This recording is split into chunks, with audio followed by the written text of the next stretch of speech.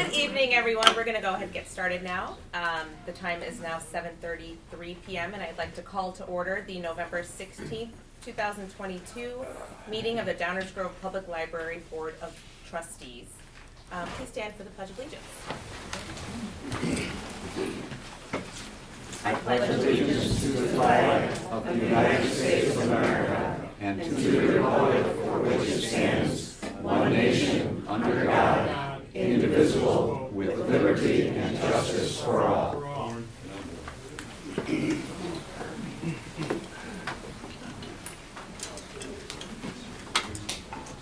We acknowledge that the Downers Grove Public Library sits on the unceded, traditional, and ancestral homelands of Native peoples.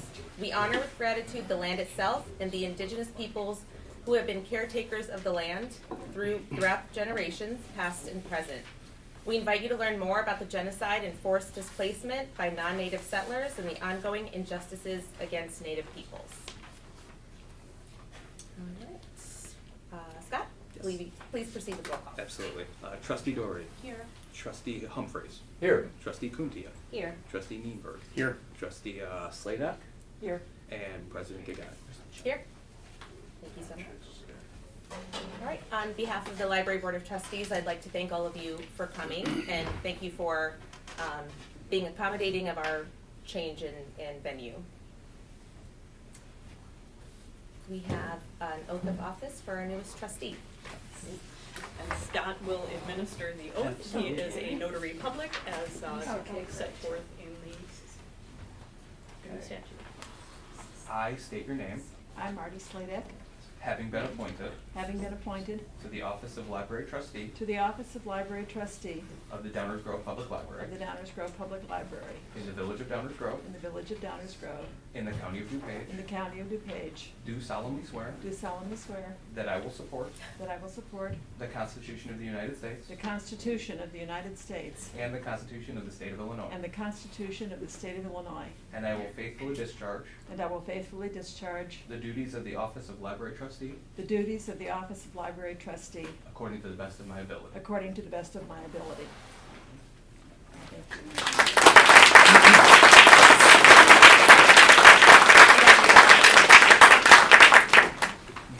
Our newest trustee was just appointed last night, so we're very excited that she could make it today.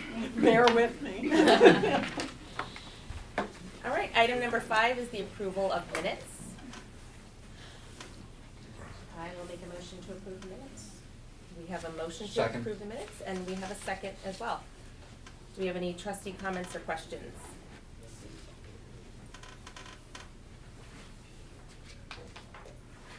All right, if there are no comments, we can proceed with voice vote. All those in favor of approving the minutes as presented, please say aye. Aye. All those opposed? And any abstentions? All right, the approval of minutes has been passed. Item number 6, financial matters. So we are 83% through the year with the financials that are in your packet. There is a difference in the cash and investment and fund balance lines this report this year. That is voided checks to be reissued. We did have a number of checks from the September check run that were never received by the vendors, one of which was returned to the library. The rest we don't know where they went. They were all properly addressed with postage, but that one was returned with no explanation and no yellow sticker that you would normally have on returned mail from the post office. So we are reissuing those checks, so that will all come out in the next month's financials. We have collected 103.5% of the revenue for this fiscal year and expended 79.4% of the budget so far. So at 83% through the year, we're doing pretty well. And I do just want to reiterate that we do have a couple of lines that are going over due to some known factors, including our special legal, which will be, there is a $4,800 invoice in this month's bills to be paid, and that is primarily for FOIA requests.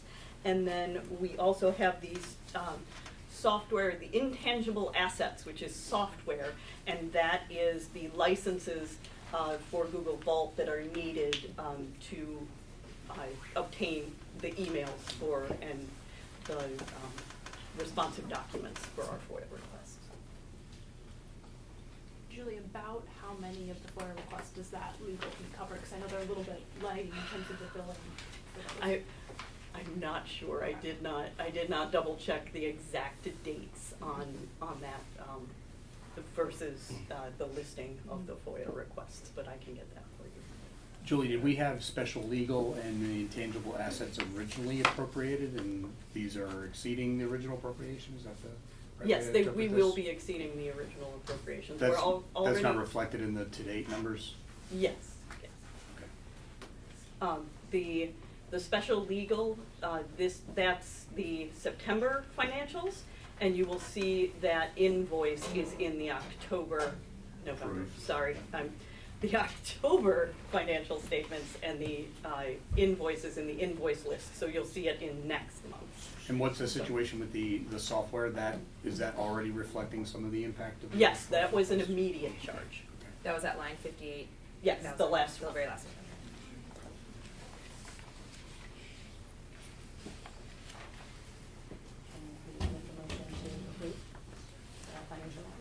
Yes, we have a motion to approve the financial matters as presented. Do we have a second? All right, we've got multiple seconds. We'll go Carissa. Scott, can you proceed with roll call? Absolutely. Trustee Doherty? Yes. Trustee Humphries? Yes. Trustee Kundia? Yes. Trustee Nienberg? Here, yes. Trustee Slater? Yes. And President Gagan. Yes. All right, the financial matters have been approved as presented. Item number 7 is public comment on any agenda items.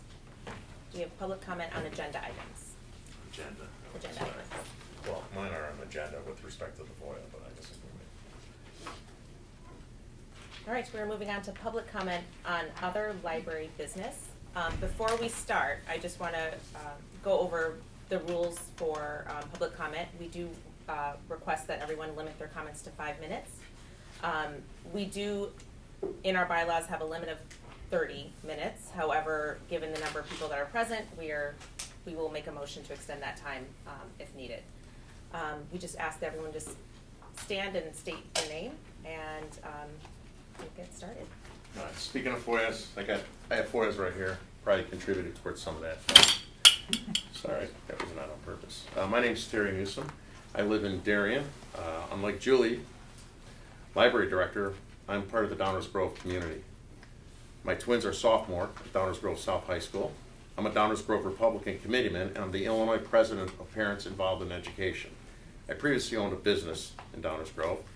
I'm a reciprocal member of the Downers Grove Library through Darien. So why am I here?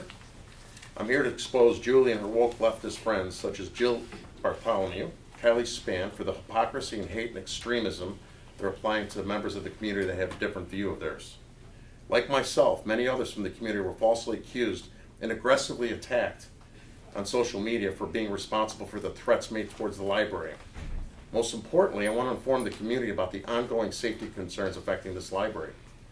We all agree that violent threats are unacceptable and should always be reported to law enforcement. Julie contacted the media and held a phony press conference to share the threats associated with the children's drag bingo.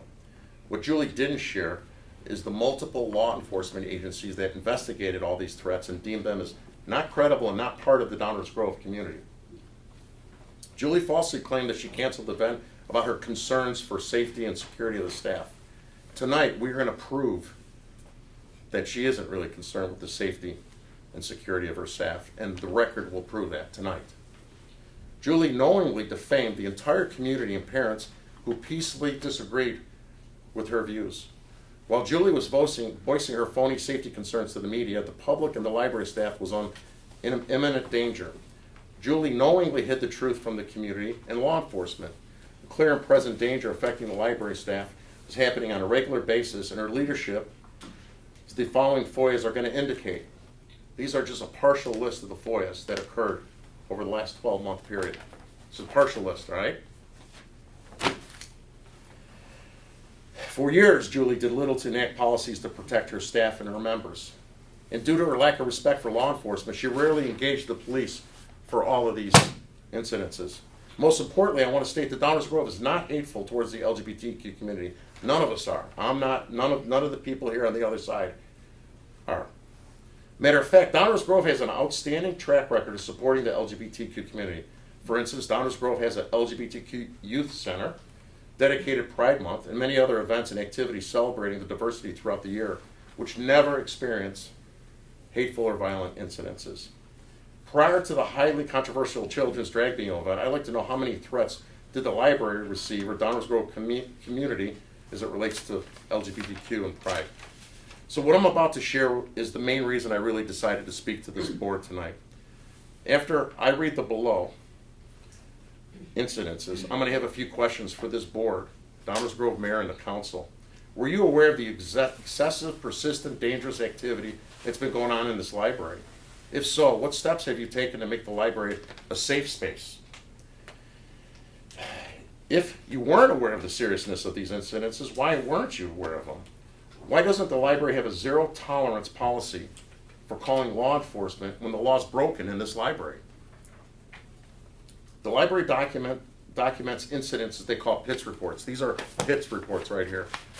Most of these PITS reports are from offenders that don't live in Downers Grove. So here's a summary of what I found in here, and many of these things are repeated. Many of these people have multiple offenses. Destruction of property, verbal harassment of staff, fuck up the staff, illegal prohibited activity, physical assault on library staff, weapons threats, profound, obscene, abusive language, masturbation, police weren't called. Caught masturbating, police weren't called. Violent threatening statements, threatening to kill the staff, police weren't called. Under the influence of controlled substance, preparing controlled substance, which means either heroin or crystal meth, preparing it in the library. Trespassing while on multiple suspensions. Indecent exposure. Here's a great one. Lewd conduct in public indecency around minors in this library. Men talking about their penis size. There's photos of members while they're in the bathroom stalls being taken of them. High school age tutors, kids from school that have an opportunity to tutor other kids here, are scared to tutor here for their own safety. If Julie was really concerned about increasing the safety and security of the staff members, she would have implemented a zero tolerance policy for all violations of the law that occur under this building. So either this library is going to be a homeless shelter or it's a library. It can't be both. You got to accommodate for the safety and security of children that come here at 8 years old, and you got to call the police. So some of these people have 18 violations. 18 violations here. So if you call the police, maybe criminally you could do something. To Julie's credit, she can only give them a year suspension. That's not her fault. That's the law of Illinois. But if she respected law enforcement, matter of fact, even did active shooter drills to help protect the staff, which she won't do, that would help minimize these homeless people that are making this into their own private shelter. That's it.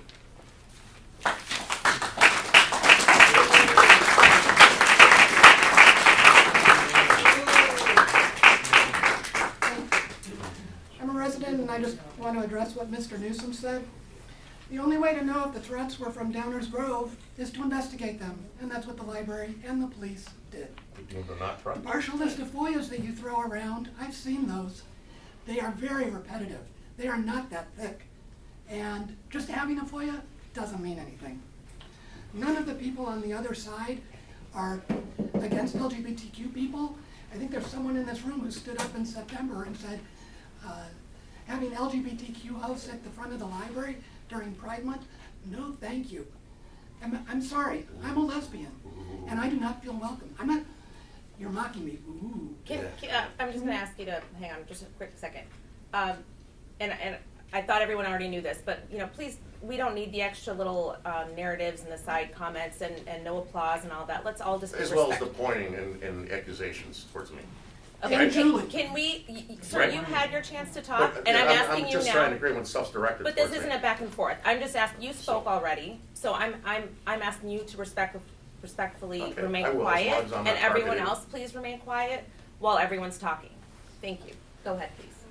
So a zero tolerance policy, well, last time in September, Trustee Lindbergh asked that the sentence be lessened for a woman who slapped a child.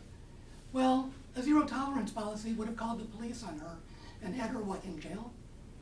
I don't think that's what we're going for here. We're going for balance. This is all scaremongering. If you don't want the library to be a homeless shelter, that's a different issue. And that's one we can address as a community together. But that's very different from the threats that the library has received, the threats the staff have received, and people like me being told, we don't want to see things for you at the library, which we have been told. The Youth Outlet Center is great. They have received a lot of abuse and threats. It is not safe for them to put information out publicly. The library did safety training during its last staff day a couple months ago. So that's false. I think we can all talk about this without the scare tactics. And that's what I'd like to see happen. I'm here to support the library, this board, and this staff. And if we can talk about how to see everybody's viewpoint, I think we'll all be the better for it. Thank you. And I'm here to support the library as well. There's several of us that are here to support the library. In 28 years in this community, we've never had an incident like this. And I just don't believe you, sir. Are we allowed to ask questions? Yeah, are we all Like, is that participating? true? Like, was someone caught masturbating in here and nobody did anything about it? This is just the public comment portion It's of the true. meeting. This It's right isn't, here. I it got it isn't right meant to here. be a I'm just back and curious. forth. It's not fake. Does everybody get to participate, or just out of the blue, or?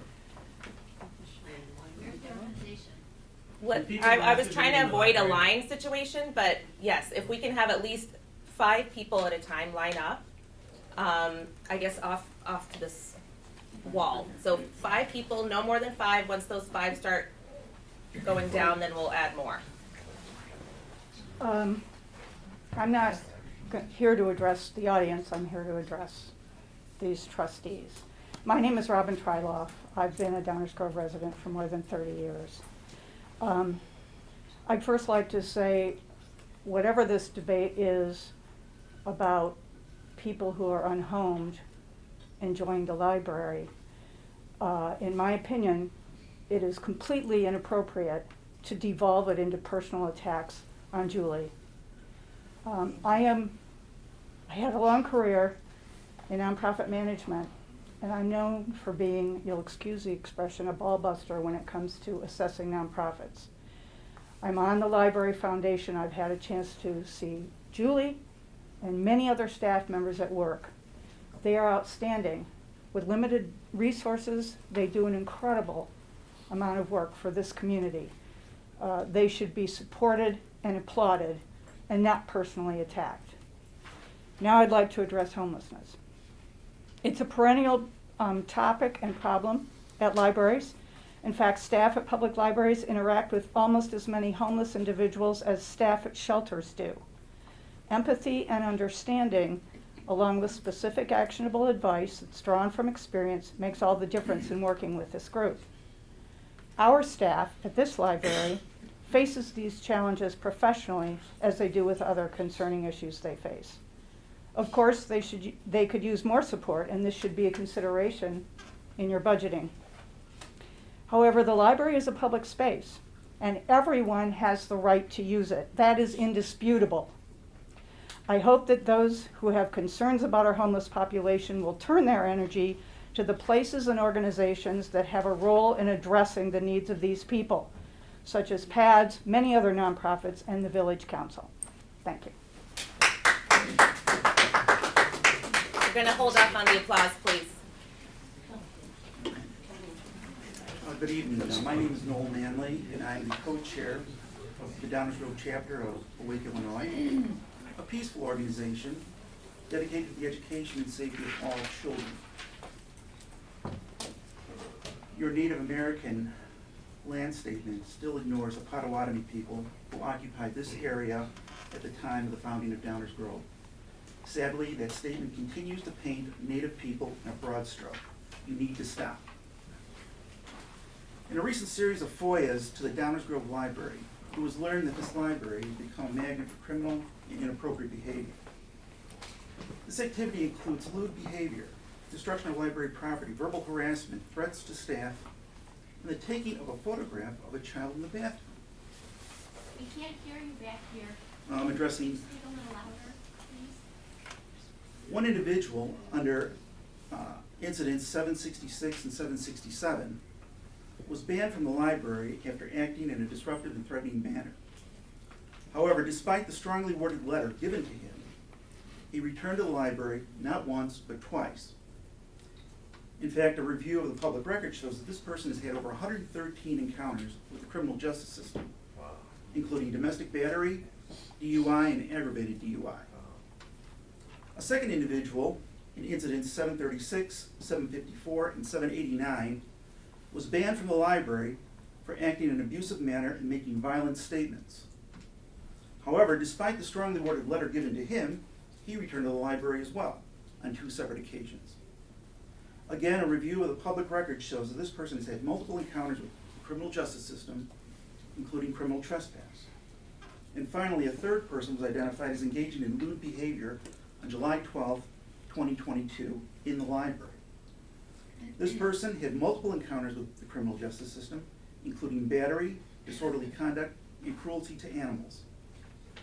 So what's happening here? I understand that public facilities like the library attract a variety of people. However, this location has children as its primary constituency, and yet it appears that library leadership is encouraging this criminal behavior.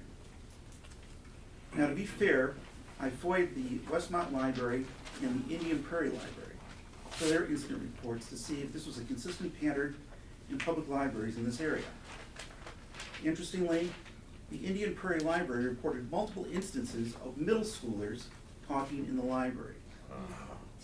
There were 2 additional instances of parents not minding their children. At Westmont, there were several instances of patrons looking at inappropriate material on library computers. Warnings were issued. And there was one outlier. Library personnel found syringes in the bathroom in what appeared to be intravenous drug use. Police were called immediately, triggered an investigation.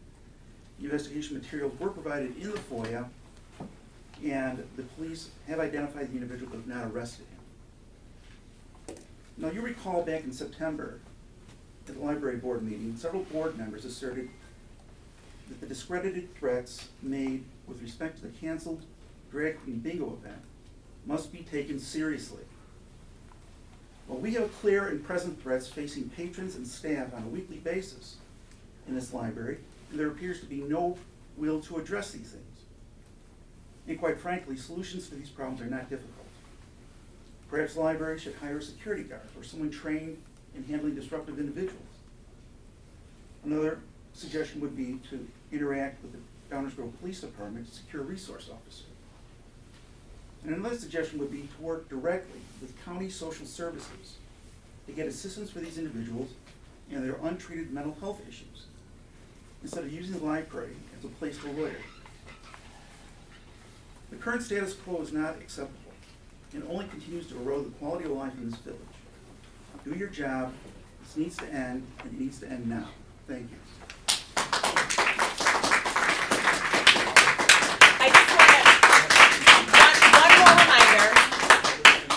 Another reminder, again, I would appreciate, the board would actually respectfully appreciate no applause and side comments while people are talking. We're just trying to move things along, everyone. That's all, okay? Thank you. Go ahead, please. Eileen Briner, I'm a Downers Grove resident. Good evening. I'm going to take this a little different direction and looking forward to 2023.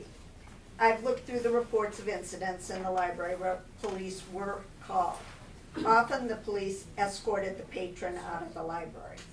Also, I see suspensions for a time from the library where a letter of trespass notice is given for library infractions.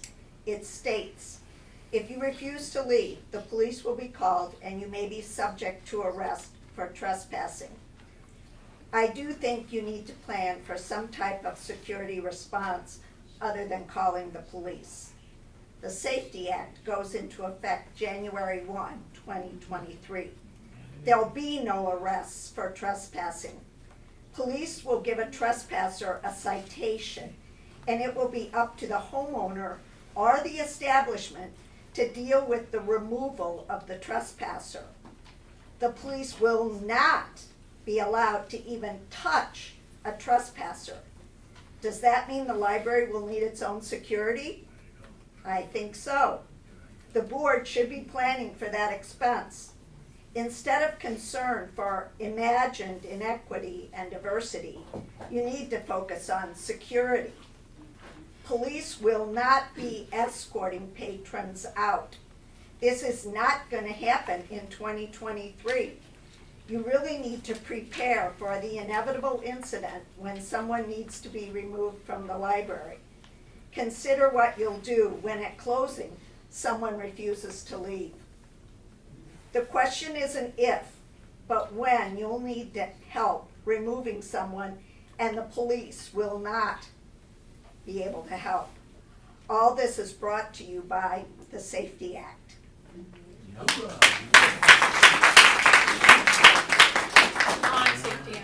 Good evening, I'm Laura Hoyce.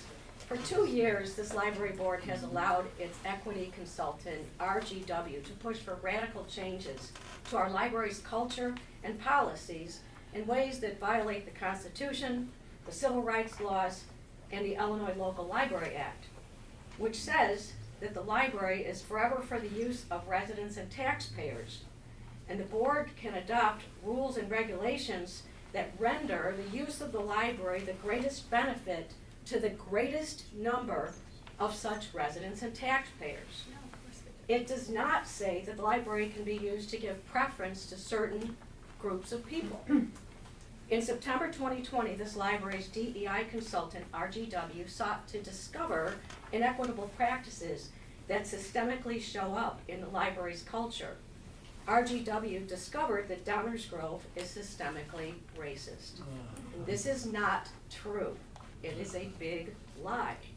Yet the library director and a majority of this board readily acknowledge that A, there are systemic inequities here, B, the library team is predominantly white, and that's a problem, C, the people of Downers Grove engage in systemic inequities, which must be cured by redistributing wealth, access, and privilege to oppressed, historically marginalized people. RGW's message: take from oppressors, give to the oppressed in our library. Let us see this for what it is. It's a big power and money grab. RGW thinks residents should not have the right to expect taxpayer dollars be spent according to what they want out of their local library. No, they should not have this power and privilege. RGW says a patron from North Downers Grove implies more privilege and respect than a patron from the South Side, and that these power dynamics allow certain people to be prioritized above others. That's not true. RGW says taxpayers don't deserve to have library resources aligned to their value system. Instead, white-centered patrons must embrace the interests of neglected HIT MPGs, historically marginalized. RGW attacks American history, tradition, meritocracy, and rejects equal rights under the law. RGW says the library must be DEI-centered, not a neutral institution. It promotes deep integration of DEI to spur the redistribution of power, wealth, and access. In its discovery report, RGW said that the library should expect pushback from patrons who are not on board with DEI. This is your pushback. Honest, hardworking patrons who do not want the library we pay for taken from us. The residents who have lived here for years know well, our community is not racist. It is friendly, it is charitable. Many patrons who have faithfully raised their children in the way they should go, as the Bible says, believe that our boys and girls were perfectly and wonderfully made by God. Psalm 139:14. And Genesis, male and female. That's it. We know God's truth and we wish to live by it. We do not want our children indoctrinated, divided by race, or sexualized. Transgender influencing must stop. 5 minutes. Thank you.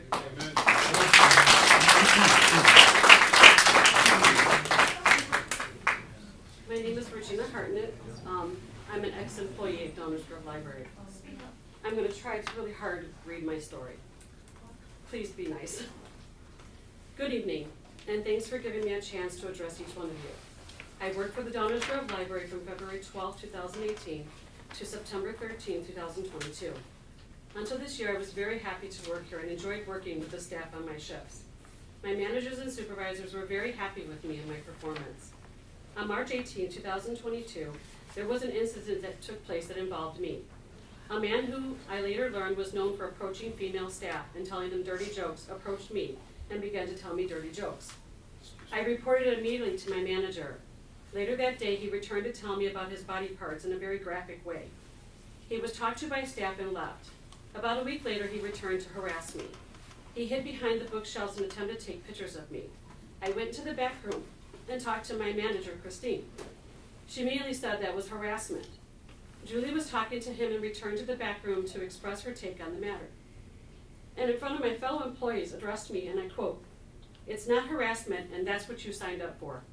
Wow. I felt betrayed and humiliated. Wow. Our staff agreed verbally. Fire her. With the help of my manager, Christine, I wrote a letter to Julie to express my disappointment and how she handled my situation, as well as my safety at work. I thought that after our meeting that would change, however, it was not the case. In the next incident, it was September of this year, when a man who was banned repeatedly for either talking, inquiring, or having threatening conversations with numerous staff members regarding guns, sat across from me and in a graphic manner and details expressed if he had a gun right then he'd kill me. Wow. As soon as I got to the back of the room, I told my manager who expressed that that was not acceptable. No police were called. He continued to come into the library and is still here today. I was so scared to come to work. On one occasion, I parked my car. He was there. I laid down in my car until he was out of sight, out of fear he would see me and be waiting for me after work. On another occasion, he would yell at me across the street, coming and going to work, and follow me to the train tracks where I filled the shelves for rack at the track. I did tell my manager, Christine, about these events and even stopped going to the train track out of fear. At this year's in-service day, Mr. Bill Buds gave a presentation on active shooter. After the presentation, he said if we had any questions, we could approach him, which I did. I wanted to know if the police would be involved when the behavior of patrons rises to the level of illegal activity, for example, threatening to kill, harm staff, or patrons. Would active shooter training be done, and why hasn't it been done? Could the police serve ban letters to patrons instead of staff sitting and waiting like I did for the offender to return to serve them? On September 6th, I attended a village board meeting about the libraries, and I approached a village member about the library's approach to safety. He listened and said he would look into the matter. On September 13th of 2022, I was brought into the room with my manager and given a letter of employment improvement plan, which included coming in once a week to go over my goals for 3 months. I was humiliated. The nature of this letter was nothing short of workplace retaliation. Fire them. Because I had expressed my concern to Bill Buds, the village council, Ian and Julie felt betrayed and undermined, adding 2 other incidences which were either untrue or not accurate.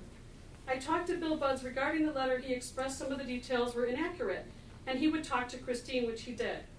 I'm not sure what details she told Bill Buds about my employment improvement plan, but when I returned to work, a new revised letter was waiting for me.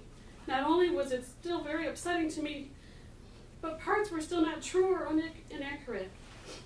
I love the library and never intended to leave, but I was so devastated. Not only had I been threatened and harassed, I was now being on an employment improvement plan for talking or expressing my fears. I knew I could no longer work where workplace retaliation was active. I know I don't stand alone in my feelings. There are other staff who feel the same way, but can't express it, and now I know why. My husband and I considered talking to an attorney, but we would like to extend the time to the board to look into this matter. This is extremely devastating to me, having to resign out of fear and workplace retaliation. Sue them. Sue them. Sue them.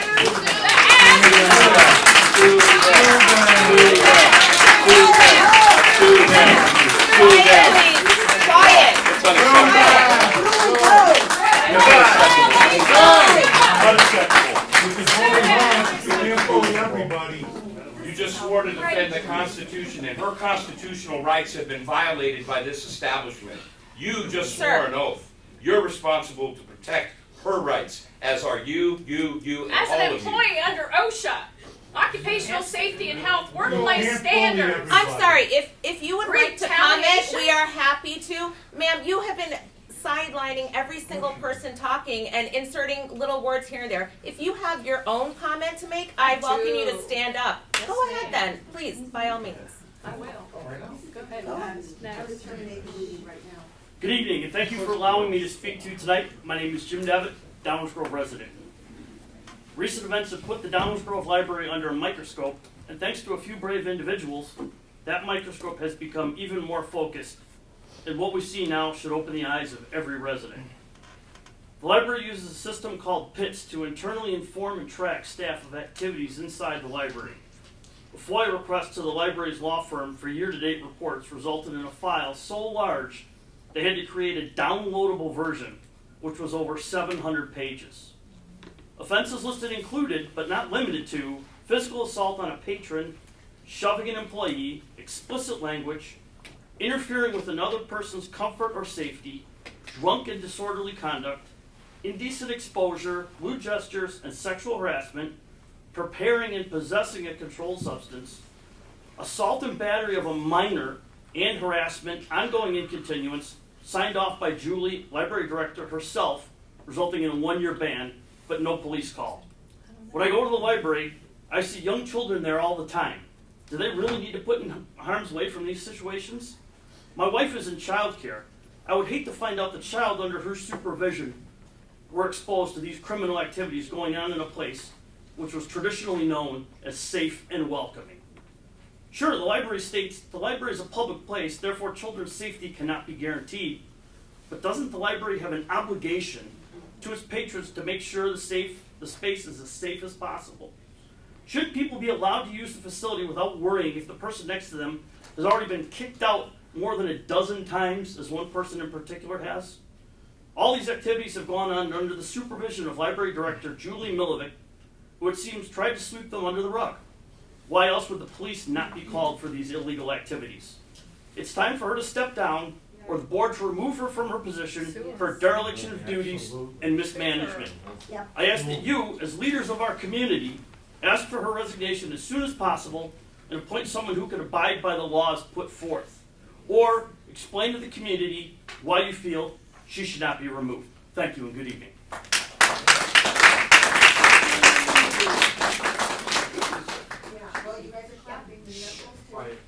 My name's Terry Williams, and I'm a member of the community. I worked at the Downers Grove Library for almost 2 decades. It was a fabulous job, wonderful place to live, wonderful place to work, and it was a hard job. It's a difficult job. It's a fun job. You get to do wonderful things. You get to buy books. You get to interact with patrons. You get to introduce people to new ideas and new authors. And you have to deal with difficult people. You have to deal with people who are nasty to you. You have to deal with the homeless population or the unhoused population. You have to deal with a lot of people who have mental illness. This is something that isn't just at this library. It's not just under Julie, whom I've never worked under. It's at every library in this country. And, you know, part of the problem is that we have populations that need a lot of help, that aren't getting the help, and librarians and people who work at the library aren't qualified to give them that help. There's very little that we can do except do our very best, you know. I can tell you that I know a lot of the librarians in this library and in other libraries, and they do everything they can, everything within their power to make sure that people who are in the library are safe and have access to the materials and the knowledge that they need and they're looking for. But they can't make 100% safe. I had a couple of scary moments in my years at the library. I had things that I was very uncomfortable with. We had a few patrons that were recurring actors that we knew when they came in it was going to be a really long day. But we tried to approach them with the empathy that the culture of this library promotes. And for the most part, it might have been uncomfortable and it might have been difficult, but it wasn't the end of the world. It wasn't a horrible interaction. Everybody left fairly happy. But you know, we have a big population of unhoused people in this community, and we have a large not large, but we have a population of people who need mental health. And the library and the library board is not the place to address that. That needs to be addressed through the social services and the safety nets that the community can provide. And the librarians in the library, they, you know, if I work upstairs and I have a bad interaction with somebody and they have to be kicked out, we have the letter and we give them the letter, and they come in 2 days later and it's a different librarian, you know, they may or may not know that that person has been kicked out.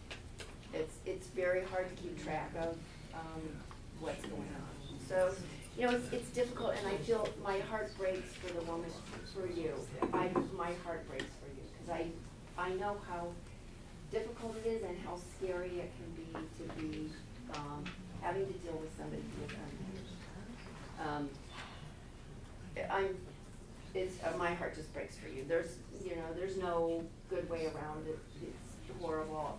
I had somebody threaten my life, you know, where I was sitting upstairs at a desk, scared the shit out of me. So it can be scary. It can be scary. But I think that generally the people in this library are empathetic. They work to do the best for this community and for the people who come into this library, and to get them the information and the materials that will satisfy their souls. I mean, that's what we try to do, is we try to give, I'm no longer doing it, but we try to give people as much information and fulfillment as we possibly could. And I think generally speaking, this library has done a pretty good job of that over the decades. It's not a perfect institution, there's not a perfect institution, but, you know, generally speaking, you know, it's a pretty wonderful place full of lovely people who are doing their best. And I'm gonna break the rules, and I don't care, throw me out, but I'm gonna say something. I practically lived in this library for 22 years with my children. We were here, not that we were on house or anything like that, but we lived a block away, and I've never felt, the staff was always, the camaraderie among the staff, the supervision was phenomenal. I always felt safe. I thought it was excellent services and programs. And now why all of a sudden we have these problems? It's a big question mark in my mind right now. But I commend you on the staff, I commend you on the service, I commend you on the library. Thank you so much. All right, hang on real quick. She gets to break the rules. Yeah, that's right. I have a question for the board. Yeah, You're missing the whole list. I'm actually going to ask everyone to hold on just a moment, please. Trustees, we are at 30 minutes. Do we have a motion to extend the public comment portion? So moved. All right. Do we have a second? We have a right to break the rules. Can everyone just be quiet for a hot minute? I'm sorry, but it's just constant rudeness and constant talking. It's just, I just don't understand it. Can we just are trying to continue with the procedural moment. As a Christian Okay, parent, so we have a first. how can I bring my child in here if there's a game? We have a motion to extend trustee time. Do we have a second? Do we have a second? Can I get a voice vote? All those in favor of extending public comments, please say aye. Aye. All those opposed? Any abstentions? Okay, I would like 5 more individuals that would like to comment when it's their turn to please go ahead and file up right here. Mr. Briner, you are first. Well, can I still break the rule? Or she broke the rule? Nope. Good evening. My name's Ed Briner, long-time resident of Downers Grove. I direct this to Julie Millivek, director of the Downers Grove Library, and any trustees who support her and her agenda. The recent drag queen bingo event was appalling and fortunately canceled. Grooming of our children is inexcusable. But this was only the tip of the iceberg. Since then, we've learned about Julie's RGW discovery report. $86,000 was spent by the library, and here's what we were told. The Downers Grove Library is racist. The administration and trustees are racist and too white. Really? Oh, but here's the best part. We learned that the Downers Grove discovery report was almost word for word and identical to the discovery report of the Glen Ellen Library. Taxpayer dollars spent on a scam. The RGW scammed you. If you read the report, they didn't even word check it. In it, there's another company mentioned. So you were given a report that was given to the Glen Ellen Library and to several other companies. Julie, did you ask for your money back? I didn't think so. And now, when you thought it couldn't get any worse, the Downers Grove Library gets worse. Julie has turned the Downers Grove Library into a crime-infested homeless shelter. Our tax-paid library is no longer safe for our children. No longer safe for our children. Let me recap what's already been said. Lewd behavior, men exposing themselves, drug use, harassment, drinking, fighting, cursing, right outside the children's, we're in the children's room. This happens right across the hall here, or in the back here where they sleep and shoot up in the bathroom. Millivek and her staff have put our children in harm's way. Any of these topics, drag queen bingo, discovery report, and now crime in our library should be sufficient grounds for your dismissal. I'm calling on the village moms and dads to demand immediate firing for your resignation and any like-minded trustees.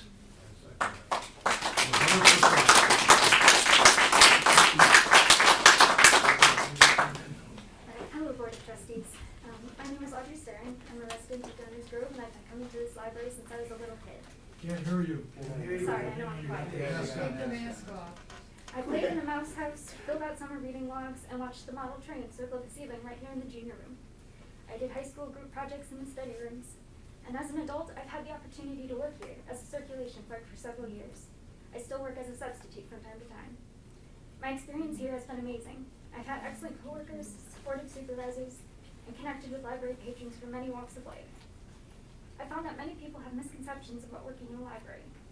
It's not always the quiet, low-key workplace that people imagine. For example, I've heard about or seen the following items come through the book drop returns: several balls of yarn, a snake, a sword, a DVD case full of toenail clippings, and what appeared to be a cat's fresh hairball. We get many quirky patron requests and truly bizarre phone calls. I once had a girl at the checkout counter open her lunchbox to introduce me to her pet hamster. Of course, not every situation is so whimsical. For months, I watched my supervisors struggle with how to help a patron with dementia remember to both check out and return library items. There were very rude patrons and behavioral incidents. There's been a pandemic. Not too long ago, my coworkers and I received a daily barrage of messages and phone calls calling us groomers and pedophiles.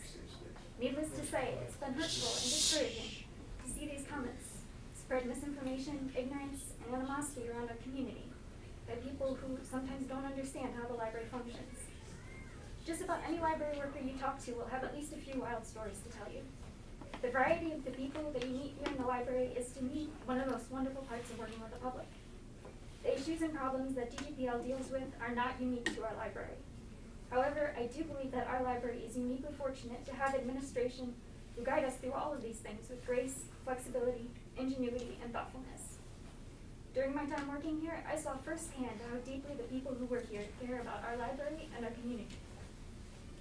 So I'd like to publicly thank the library staff and administrators for all the work that they do. And I would like to thank the board for supporting them. I ask that you please continue to support them, their EDI efforts, and their ongoing pursuit of the library's mission statement. As a resident of Downers Grove, I hope to see the library continue to thrive for years to come. Thank you for your time.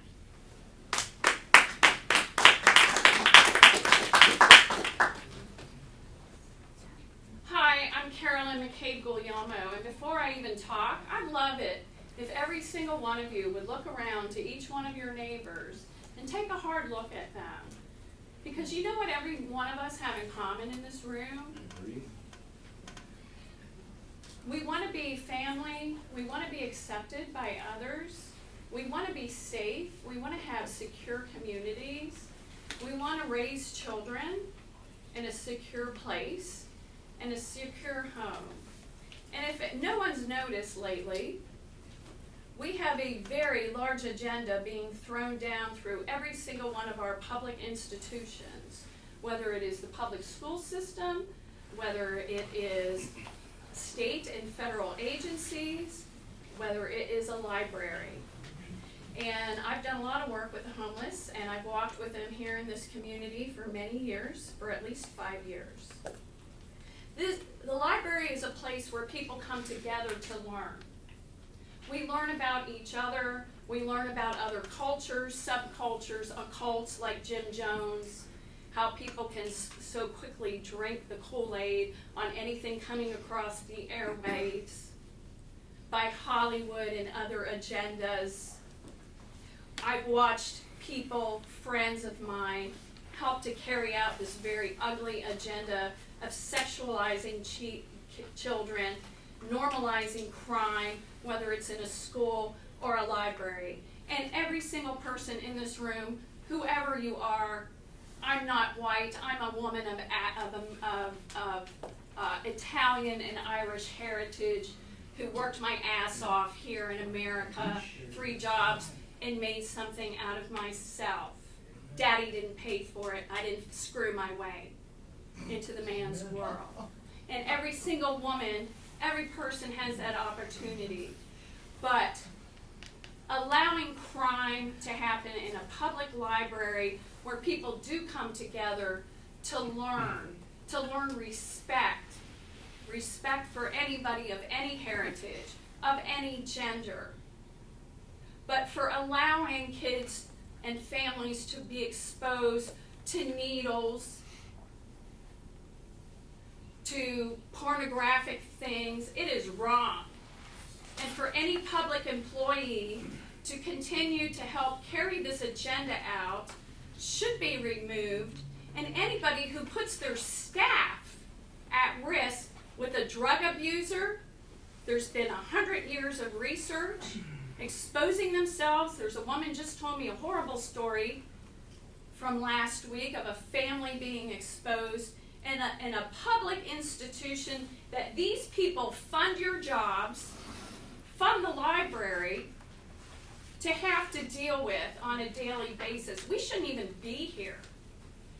This is a place where people should be protected, whether they're gay, whether they're straight, but this is not a place where, this is not a homeless shelter. This is not a homeless shelter. This is not a drug recovery center. This should be a place where every single person in this room feels safe to come, look up books, read, check out, and expand their minds. But public employees do not have the right to expose people to dangerous things, to pornographic things. And anybody, any employee who has been exposed, please let me know, because I know tons of wonderful labor attorneys who would love to sue the library and any other public who's going to carry this out and expose you. But this is wrong. We should all come together. We should be uniting. But not uniting where you're putting people in danger, where children have to see guys jacking off in the bathroom. Yeah, let's be real candid. because that's what's happening. And I, of all people, am very empathetic of the homeless. But really, the bigger picture is, why are these people homeless? Why are they on drugs? And why do we have a library person not protecting the people who fund her job? That's all I got.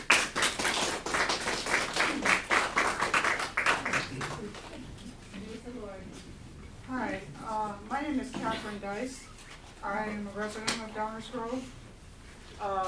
When I first came to Downers Grove, there was no programming for me in this library. I am lesbian. There was no programming here for me. There was no programming for other people who were not the same as everybody else in the community. When Julie came, things started to change, and actually this library has improved a millionfold in the time that I have lived in Downers Grove. This library is a model. It has won awards. It struggles with some of the very same issues that every public library in the country and even in the world has to deal with, but in particular in this country. So yes, this may not be a homeless shelter, but it's a public building.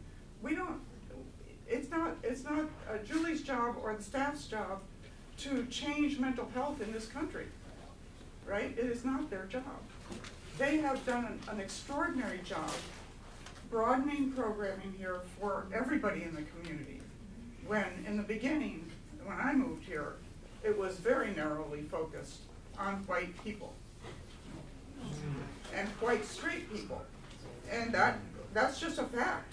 That's a fact. We can go back and look at programming from the olden days, right? Things are changing. Yes, things are changing.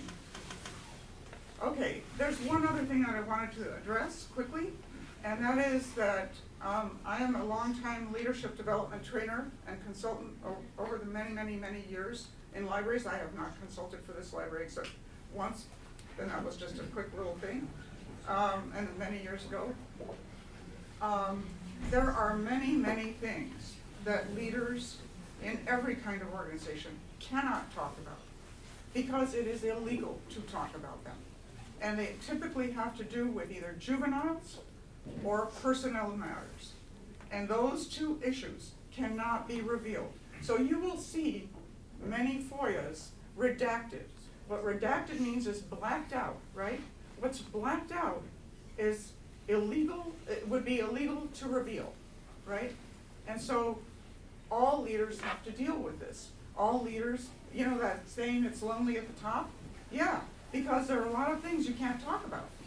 And everybody who's ever led an organization knows this, that there are things at the top that you cannot talk about.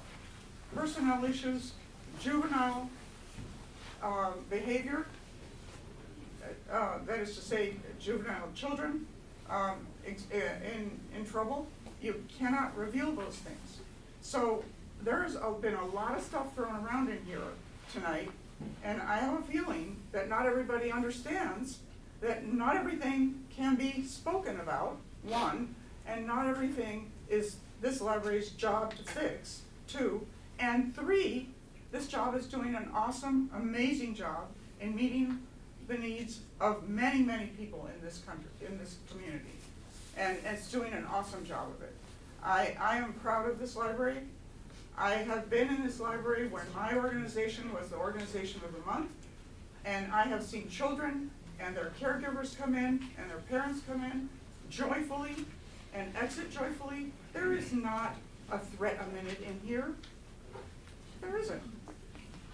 So I think we need to step back and think about how much we're using one brush to paint everything in certain ways when we don't have all the details. We literally do not have all the details because we cannot have all the details, because it would be illegal.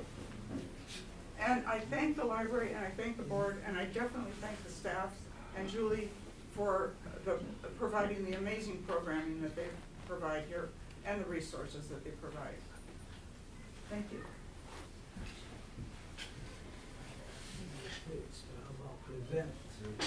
Hi, I'm Janet Wingham. I'm a longtime resident of Downers Grove, and my comments are probably a little mundane, given some of the temperature that's been in here, but I did focus on the strategic plan report, and I have concerns about that report and what it recommends. I find it without much substance at all, at best. But one of the things that troubles me a lot is that the report cites that as somebody else said, that there aren't any diverse backgrounds in the senior ranks, and that this issue is reflected by requiring a master's in library and information science degree creates a barrier for diversity at the senior management levels. I hope it creates a barrier for competence at the senior management levels. I think the people of Downers Grove deserve a professionally trained library staff, and that the strategic plan implementation in this regard talks about advocating for opportunities to advance in the library field without requiring an MLIS degree. That's okay, but to eliminate traditional hierarchy of library positions to support the value of non-MLIS voices in library work.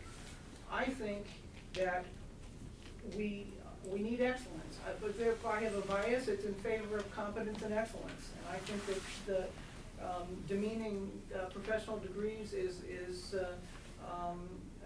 diminishes our library and the resources that we have. I support the library. I support all of you very much. I appreciate the resources that we have, but I think this report and this direction needs a second look, and without regard to gender identity, race, or anything else, we need good people in our library.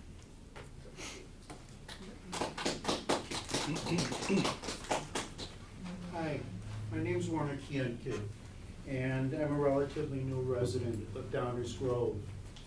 And during COVID, when there were a lot of things going on, excuse me, we started using the library. We moved from another community where there was another large library.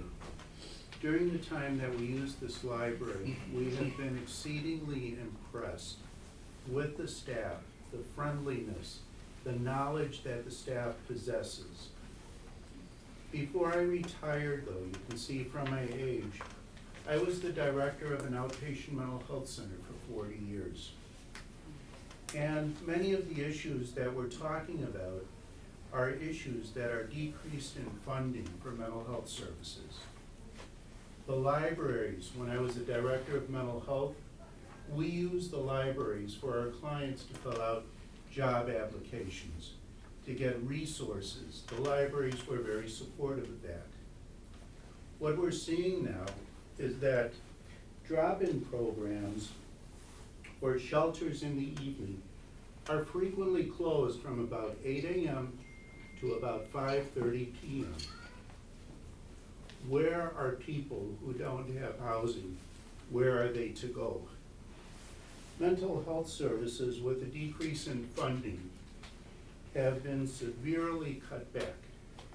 I have not heard this afternoon or this evening about any desire to talk with the DuPage County Health Department in terms of addressing things related to mental health and treatment services and services during the day.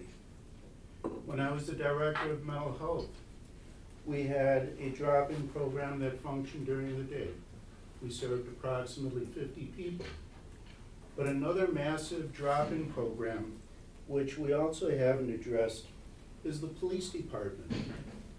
Many of our clients that we had would get involved with crimes just for the purpose of being admitted to a jail so that they would have a place to stay, a roof over their head, and a meal to eat. We need to address the larger perspective as opposed to focusing in on one aspect of our culture. Thank you.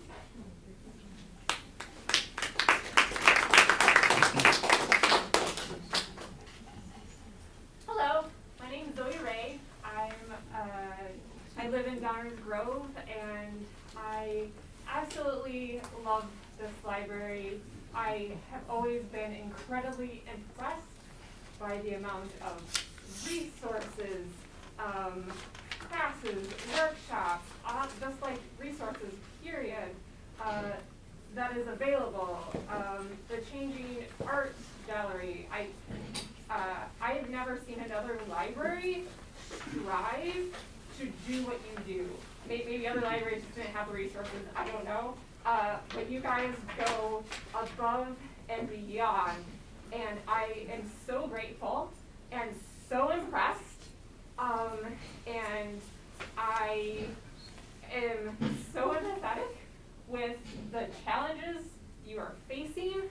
And I just want you to know that I am grateful for everything you do, and my experiences here have always been positive, and I know that that's not the same for everyone, but I'm just very grateful for all the resources you provide for everyone.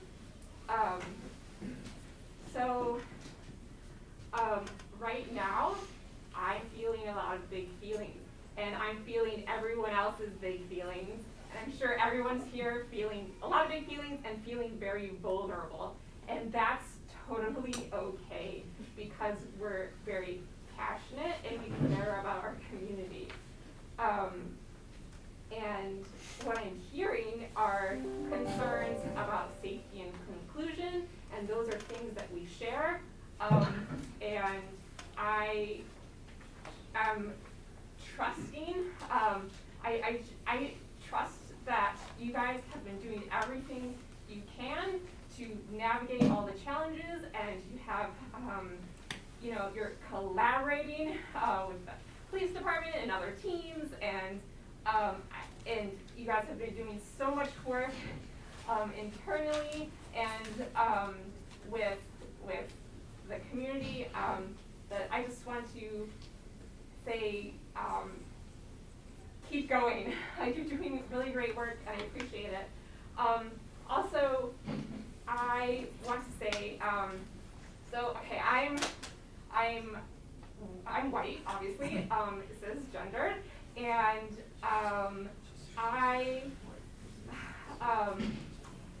it does not take anything from me when people who are different from me are celebrated and provided resources.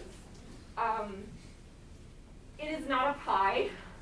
The resources the library has is not a pie, because they put out books and have classes and workshops and speakers about other cultures and other life experiences and other ways of being in the world. That doesn't take anything from me, and in fact, I feel safer when people different from me are celebrated and included, and when my family members, friends, and neighbors have access to those resources. I am so happy when my neighbors can come in and see reflections of themselves in the public library, so they feel included and like they matter, and that they can access resources that enrich their lives because they have a different experience from me. And I grow, and I'm so excited to learn about other people's different experiences and celebrate them together. So I just want to say it's not a pie, and I benefit when people not like me are able to access the resources they need, that there is enough for all of us. And I feel safe and happy when everyone in my community have access to those resources they need to enrich their life and grow. Also, because we have this great group of people who are passionate and care about things, and we're talking about resources, I want to share an extra resource. There is a group called Braver Angels. that brings people from opposite sides, and they have workshops on how to speak and listen on very difficult issues, and it helps people listen and feel heard and acknowledged and actually have really effective conversations across the divide. Yeah, okay, thank you so much. And it's just, yeah, thank you. Thank you.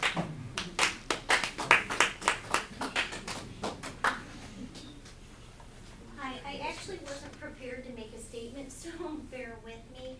The reason I came tonight, first of all, was about safety. And just a little background, I've gone to the Downers Grove Library, raised my kids in the Downers Grove Library, have been with wonderful librarians where the little one was running through the halls, and they luckily, were kind about it. And I just want to tell you why I'm here about safety. Because my oldest son, who is now 27, was a very shy little boy, very shy, and for him to he loves Sparrow's pizza and spaghetti. And even at 10 years old, he wouldn't have the courage to go and ask for Parmesan cheese. So I'd have to say, you can do it, you can do it. So in the Downers Grove Library, he was very frightened to go to the bathroom by himself without his mom. So I would say, in the mouse house or whatever, I'm gonna sit right here, you go to the bathroom, it's gonna be okay. Now I'm glad to say the 27-year-old flies around the country, works for a Swiss company, so all is good. And a lot of it was because of kind people. So what I'm concerned about, and the reason I came tonight, was this summer, I was in the library, and I was walking up the stairs, and a woman almost knocked me down the stairs, screaming. May I have your attention, please? The library will be closing in 15 minutes. Please bring the items you wish to check out to the self-checks or the first floor service desk at this time. Again, the library will be closing in 15 minutes. Thank you. So, she almost knocked me down the stairs, and she was screaming, call the police, there is a man trying to take pictures of my 7-year-old son in the stall. And if that had happened to my son, it would have absolutely scarred him, and it would have set him back years. And this woman, the panic in her eyes was horrifying. And, she was running around looking for people to help. I'm not sure what exactly happened, but the point I'm making is this is an incredibly inclusive community. There are wonderful people. I am friends with a lot of the librarians, and I think a lot of people agree we should have diverse books. We should have inclusivity. It's a wonderful thing, but my concern is about safety. Because, for years, I took groups of little kids to the library, and as a bridge, I would say, you stay here in this part, and I'm gonna go read a magazine to give people give my children the confidence, step by step, that you can be brave and it's okay. And again, that's really important, and I appreciate that there's people in the world that are homeless, and I'm sure if I heard those stories it would break my heart, so I appreciate that. But I guess my feeling is the librarians, and certainly the people I know, the good-hearted, wonderful people, aren't equipped to deal with it. This lovely lady, who I think I've seen for years on the library, said that. So we need to call the resources, the police or the social services resources that can deal with it. And I just think, again, I'm only here for safety. I think the library is a wonderful place, especially for kids, and we should be able to let our kids be here and make those steps to get braver so that they can be out in the world, and be healthy, happy people like my 27-year-old is. So I just think we should be really cognizant of safety and, call the police, because that woman, I got sick in the bathroom after I saw her, because that would have ruined my son's life if that would have happened to him and set him back markedly. So it doesn't, and this lovely lady that said what's happened, what's changed, that's a change. We used to not have things like that happen. And I'm a big library patron, so something has changed. And we have to be kind, but we also have to look out for our very most vulnerable, which is our children. Thank you for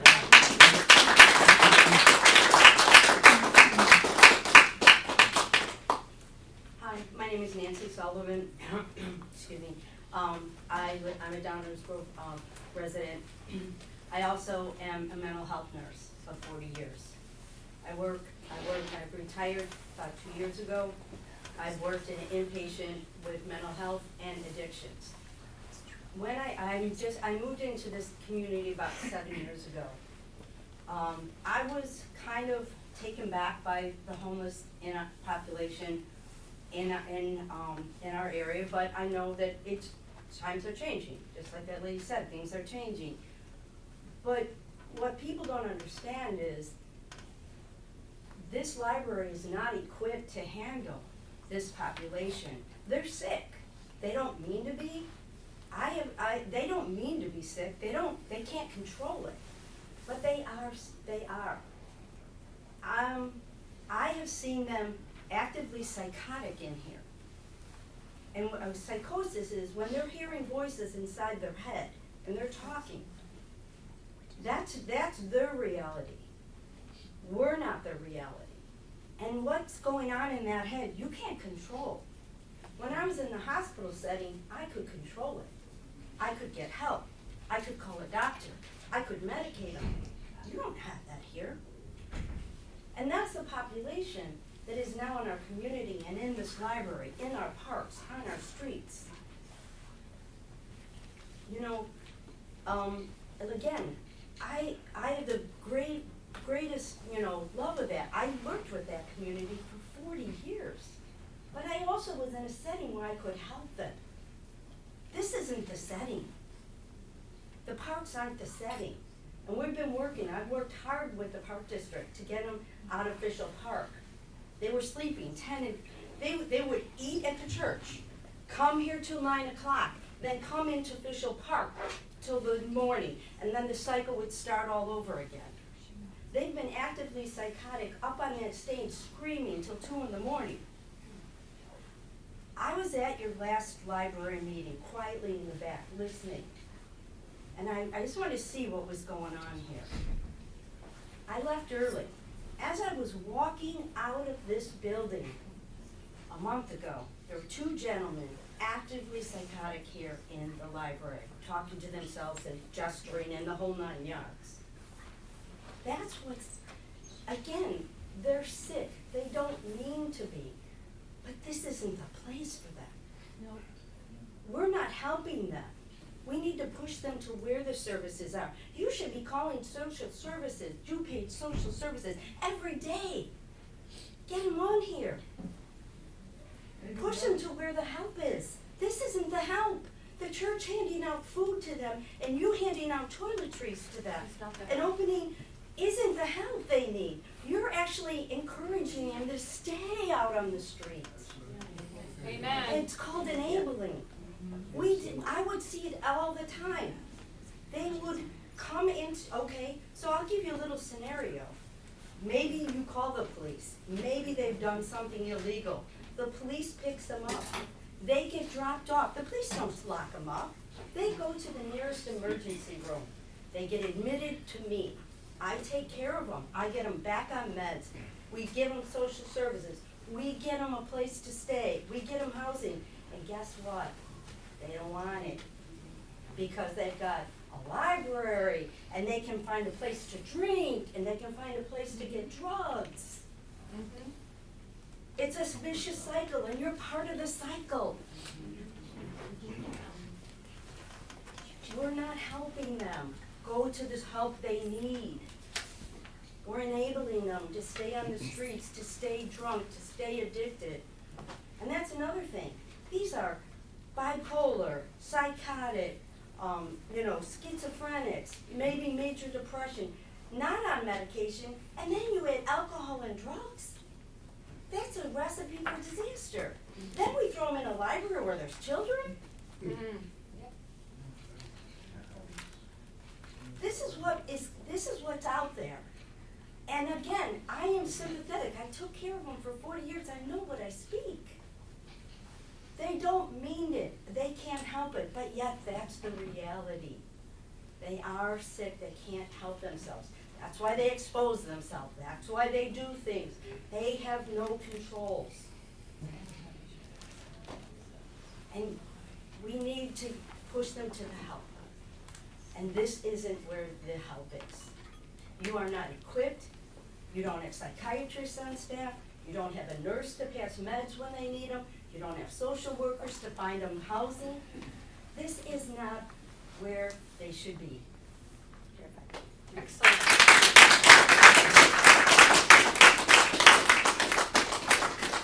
Hi, my name is Bernadette, and I just want to piggyback on a couple of things that were already said, but I think they're worth repeating, especially now that we're coming to the end of this meeting. Gentleman here spoke about the DLW bogus report that was word for word the exact same report in Glen Ellen. That cost taxpayer dollars $86,000. Wow. $86,000. I want those dollars back. I want to know what's going to happen. I want to know if there's going to be an investigation into that. That's our money. That's $86,000. You can buy a lot of books for $86,000. In fact, you could buy a security person for your library, which clearly you need, because after the Safety Act passes January 1st, like Chick said, police can't touch them. Police can't even tell them to leave the building. What the woman who was just speaking, I forgot her name, but what she was just saying, this isn't the place. The prime constituency here are children. Your job is to keep our children safe. May I have your attention, please? Needles, The library will be drugs, closing in exposure, 5 and not minutes. calling the police, Please shame bring the on you. items you I wish to truly check mean it. out Let to there the be self-checks shame or upon the first floor you. service need to desk answer at to this that. time. Not to me. Again, Yeah. the library will be closing in 5 minutes. Thank you. This is a security issue. This is supposed to be a place for children. This is a crime. I'm ashamed. This is horrible. This is ridiculous. I do, and I will follow up. I want to know what's going to happen with those $86,000. Word for word. That's a litigation right there. We'll spend $86,000 litigating. It's ridiculous. It's unacceptable. Unacceptable. It's all your dollars. It's ridiculous. It's a place to keep our children safe, not for drag queen shows for little children where you're creating gender confusion. That's ridiculous. This is a place for safety for our children. The one girl was up here talking about resources. How many resources could $86,000 buy? A lot. A whole lot, right? And to pretend like the library is all lovey-dovey and it's so good in it, you have just absolutely made this woman here who said she was threatened and this guy was outside waiting for her and she was threatened, he's saying he was going to shoot her. You've just said, oh, she doesn't matter. You've just harmed her again. Shame on you, for goodness sakes. That's terrible. That's terrible. Shame on you. Lawyer up.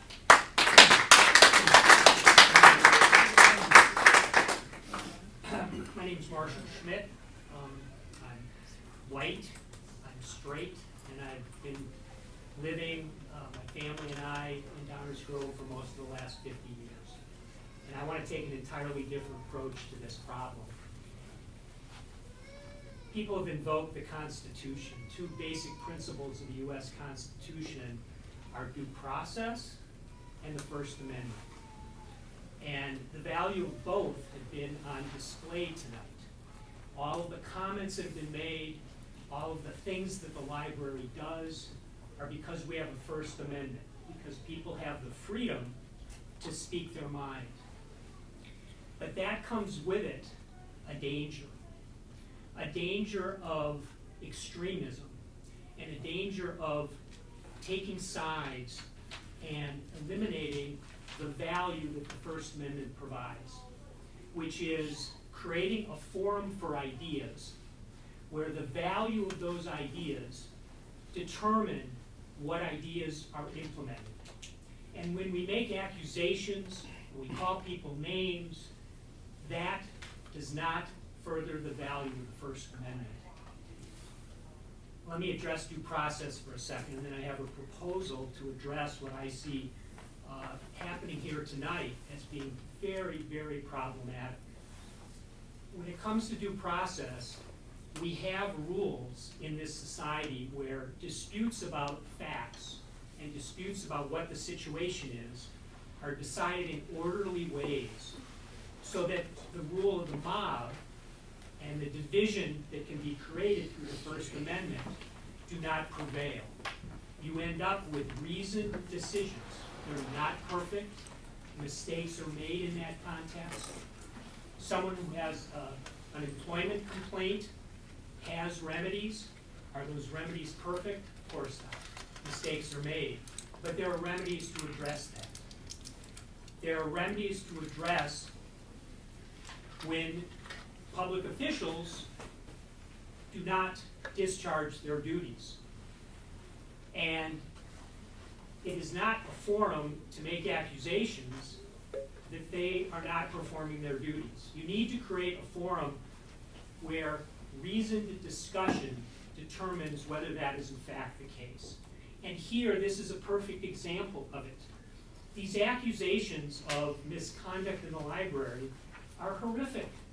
There isn't a person in this room who wants to have people exposing themselves in a public library.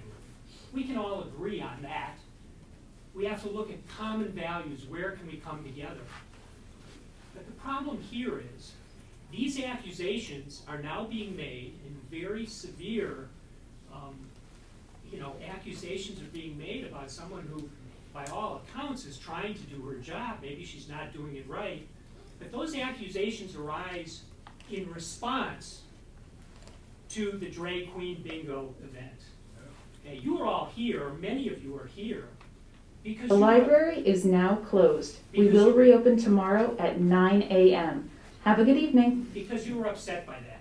And coming here and speaking your mind, that's your right, and that's good. That's a good thing.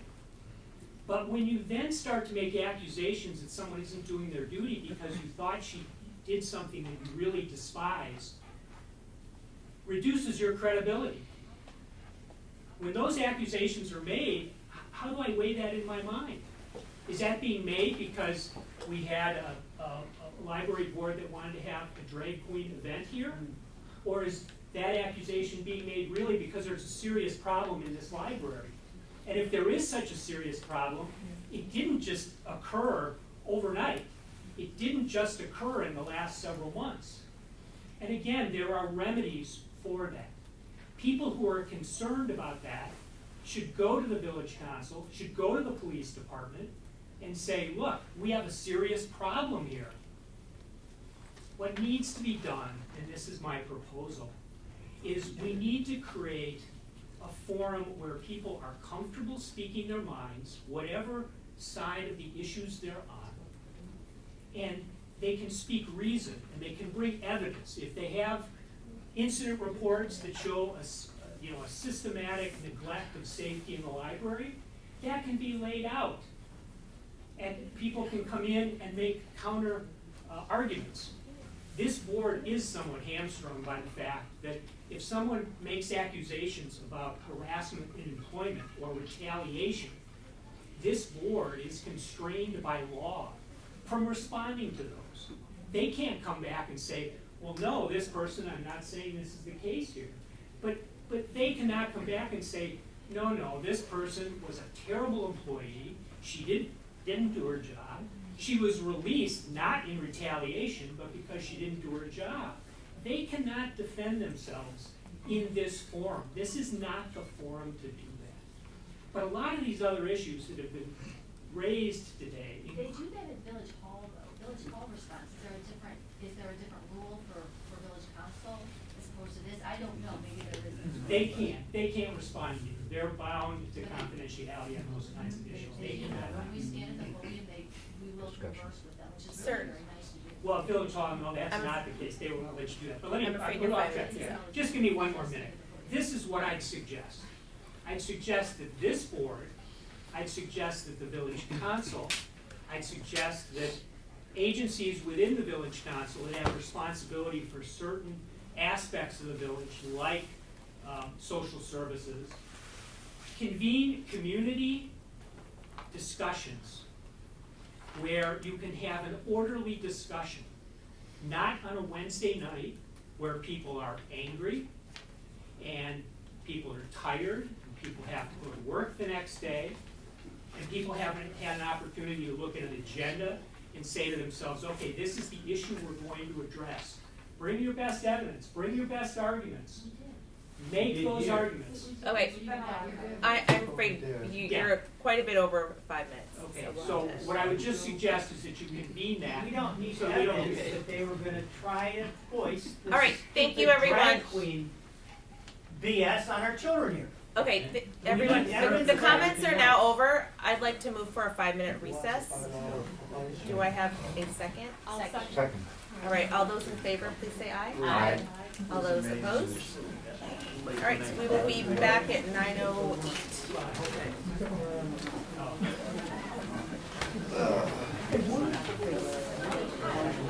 Get started.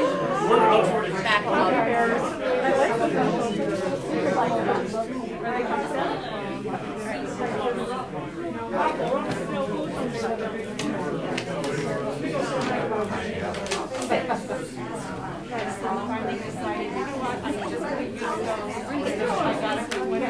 Excuse me, everyone, we're going to go ahead and get started. If everyone would please have a seat.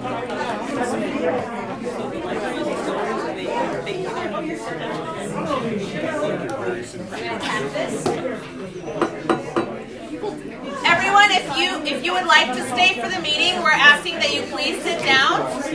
Otherwise, you will need to exit the library since the library is closed. I need to bring you the gavel, I still have in my desk. Oh, my husband gave me one for my birthday.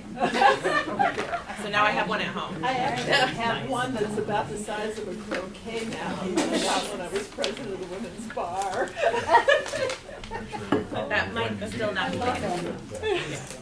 We might take you up on that. Yeah.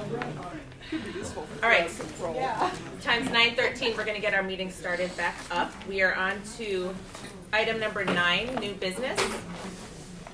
Item A, 2023 board meeting schedule. And I believe our new trustee found there was a year date Down in the middle right? of it, right above the list of dates, it says 2022. Oh. It's just a typo. Oh, no. And Scott and I both posted that. Yeah, On missed it. the Brain cramps. packet, it's a typo, but it But is the 2023. Yeah, the substance of it's fine. And the only thing I checked was to make sure that District 99 and 58, that wasn't spring break week for that Oh, first right. meeting, but it is, so it's all good there. I will move to approve the 2023 board meeting schedule as presented. All right, we have a motion to approve the 2023 board meeting schedule as presented. Do we have a second? Second. All right, all those in favor, please say aye. Aye. All those opposed, please say nay. All right, we have our 2023 board meeting schedule approved. Item 9B, 2023 library closings and holidays.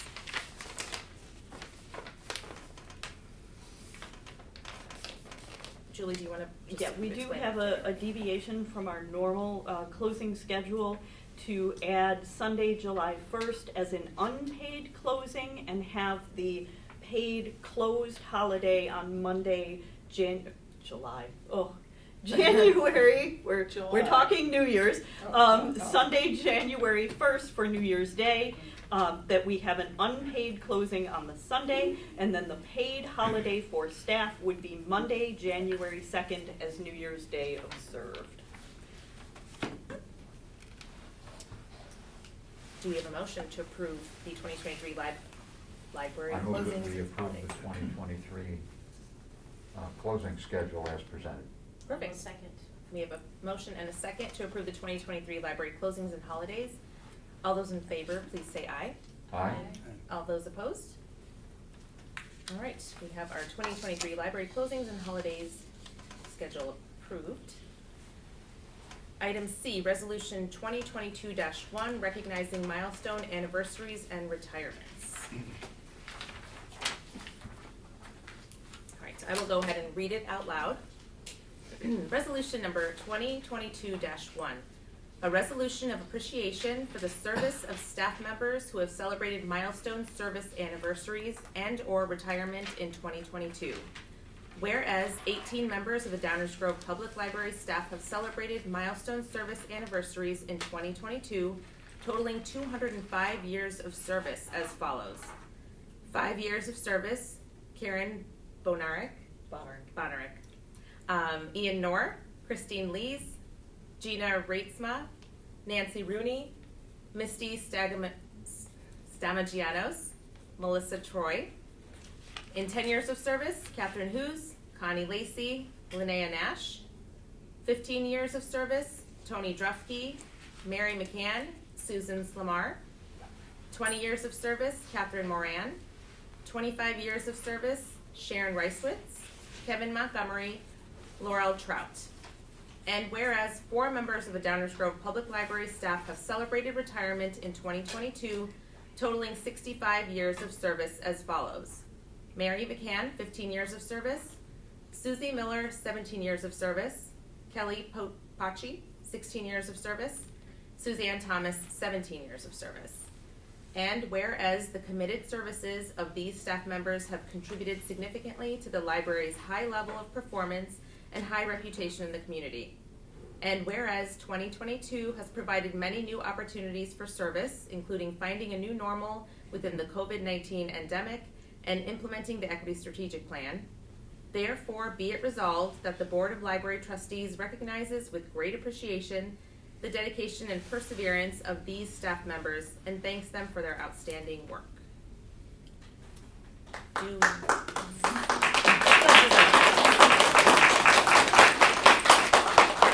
will move to approve Resolution 2022-1. I strongly second. Great. We have a motion and a second to approve resolution number 2022-1. All those in favor, please say aye. Aye. All those opposed, please say nay.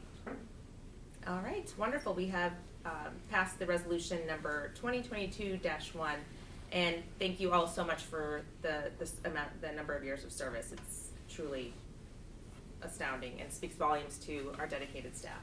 So thank you very much. All right. We have item number 9D, the canceling of December 14th regular board meeting. Do we have a motion to approve this? I move we cancel the December 14th, 2022 regular board meeting. All right, and do we have a second? Second. All right. We have a motion and a second to cancel the December 14th regular board meeting. All those in favor, please say aye. Aye. Aye. All those opposed, please say nay. All right.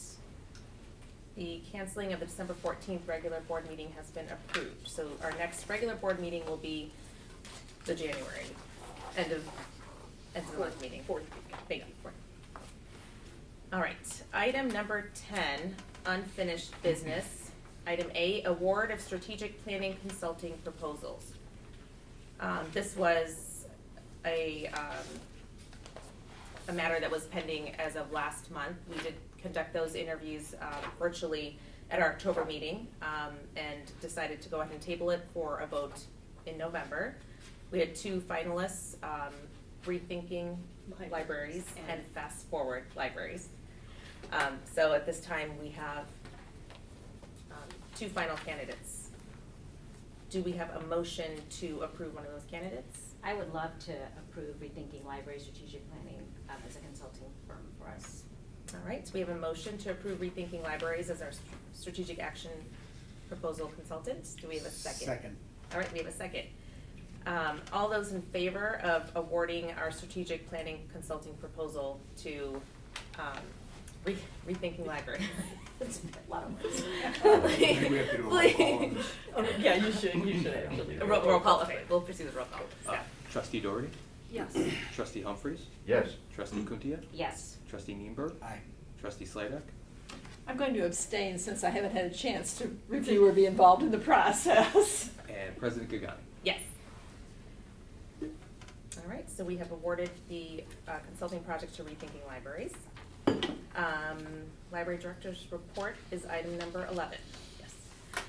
And you have received my written report that's in the board packet that is also on our website. I just want to comment that our elevator project is on track and So we do hope to have the elevator reopened by December 5th. And our temporary desks at the information desk, we have staff from the Ask Us who are available to answer reference questions and retrieve materials from the second floor for anyone who requires it. We also have our temporary public computing stations in the lobby cafe area, and one of our computer help desk associates is stationed there to help anyone who needs it there in the lobby cafe area. So that has been going well. So we are moving right along with that. Also for the workroom renovation project, as you know from being in this room, the Children's Services Department has vacated their workroom in anticipation of that project beginning. And they and all of their things are in, well, either in here, as you can see stacks of bins of puppets, are in the meeting room, and they are using temporary workstations there. We have received 3 additional FOIAs since the report that is in your packet, and I just want to comment that we work very closely with the Downers Grove Police Department. When anything happens, we are in contact with the police department. Our building operations director, Ian Knorr, has a very close relationship with 2 of the lieutenants over there. They are here regularly. We have asked for a community resource officer to be placed in the library. They have chosen not to do that at this time. However, they have indicated that they have stepped up patrols in our area due to the number of incidents that have happened in the library and in the area of the library. So we do work very, very closely with the police department. We also do know that there are a lot of individuals who use the library that some may by looking, say are homeless, that are actually residents of our community. We have a lot of people from other libraries who come and use our library. And the word public in public library means that we are open to anyone who chooses to walk through our door. And just like going to the grocery store or the mall, you don't know who that person pushing a cart down the aisle next to you is. They don't have to show a card to get in. You don't have to show a card to get into the public library. This is not the Downers Grove tax-paying residents library. It is the public library. And our mission statement is the Downers Grove Public Library is a place for everyone to discover, grow, play, and learn. And we really, that is the essence of what we do here, is to be a place for everyone. And so we will continue with that mission, and we will continue to work closely with the Downers Grove Police Department to ensure that it is as safe as it can possibly be. As someone alluded to earlier, we did have active shooter training in August with our staff at our in-service day. We do regularly have the police here. Staff receives training not only about active shooter, but also in de-escalation and customer service and mental health first aid. We've offered that to our staff as well, and for all ages, and in conjunction with NAMI DuPage. We have wonderful partners that help us. We have social work interns here at the library, paid for by our foundation, to make sure that we try our best to connect those people who are here in our library who need services with the services that they so desperately need. We have worked with DuPage County Health Department and social services and asked for social workers to be placed here in the library, that did not happen. However, what grew out of that was having social work interns here at the library. So we are doing our best to provide resources for everyone who walks through our door, whatever they need to discover, grow, play, and learn. That's why we are here, and we will continue in that mission. And that's all.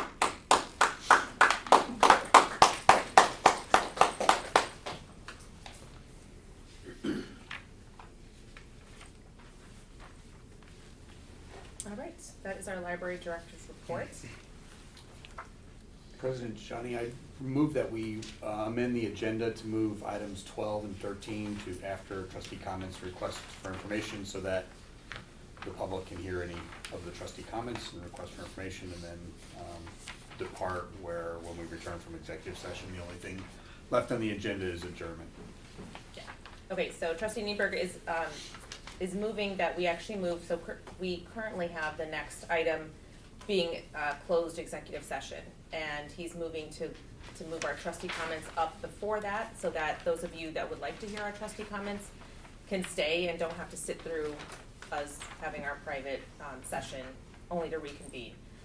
So he has moved to move our trustee comments above or ahead of the executive session. Do we have a second? I'll second. All right.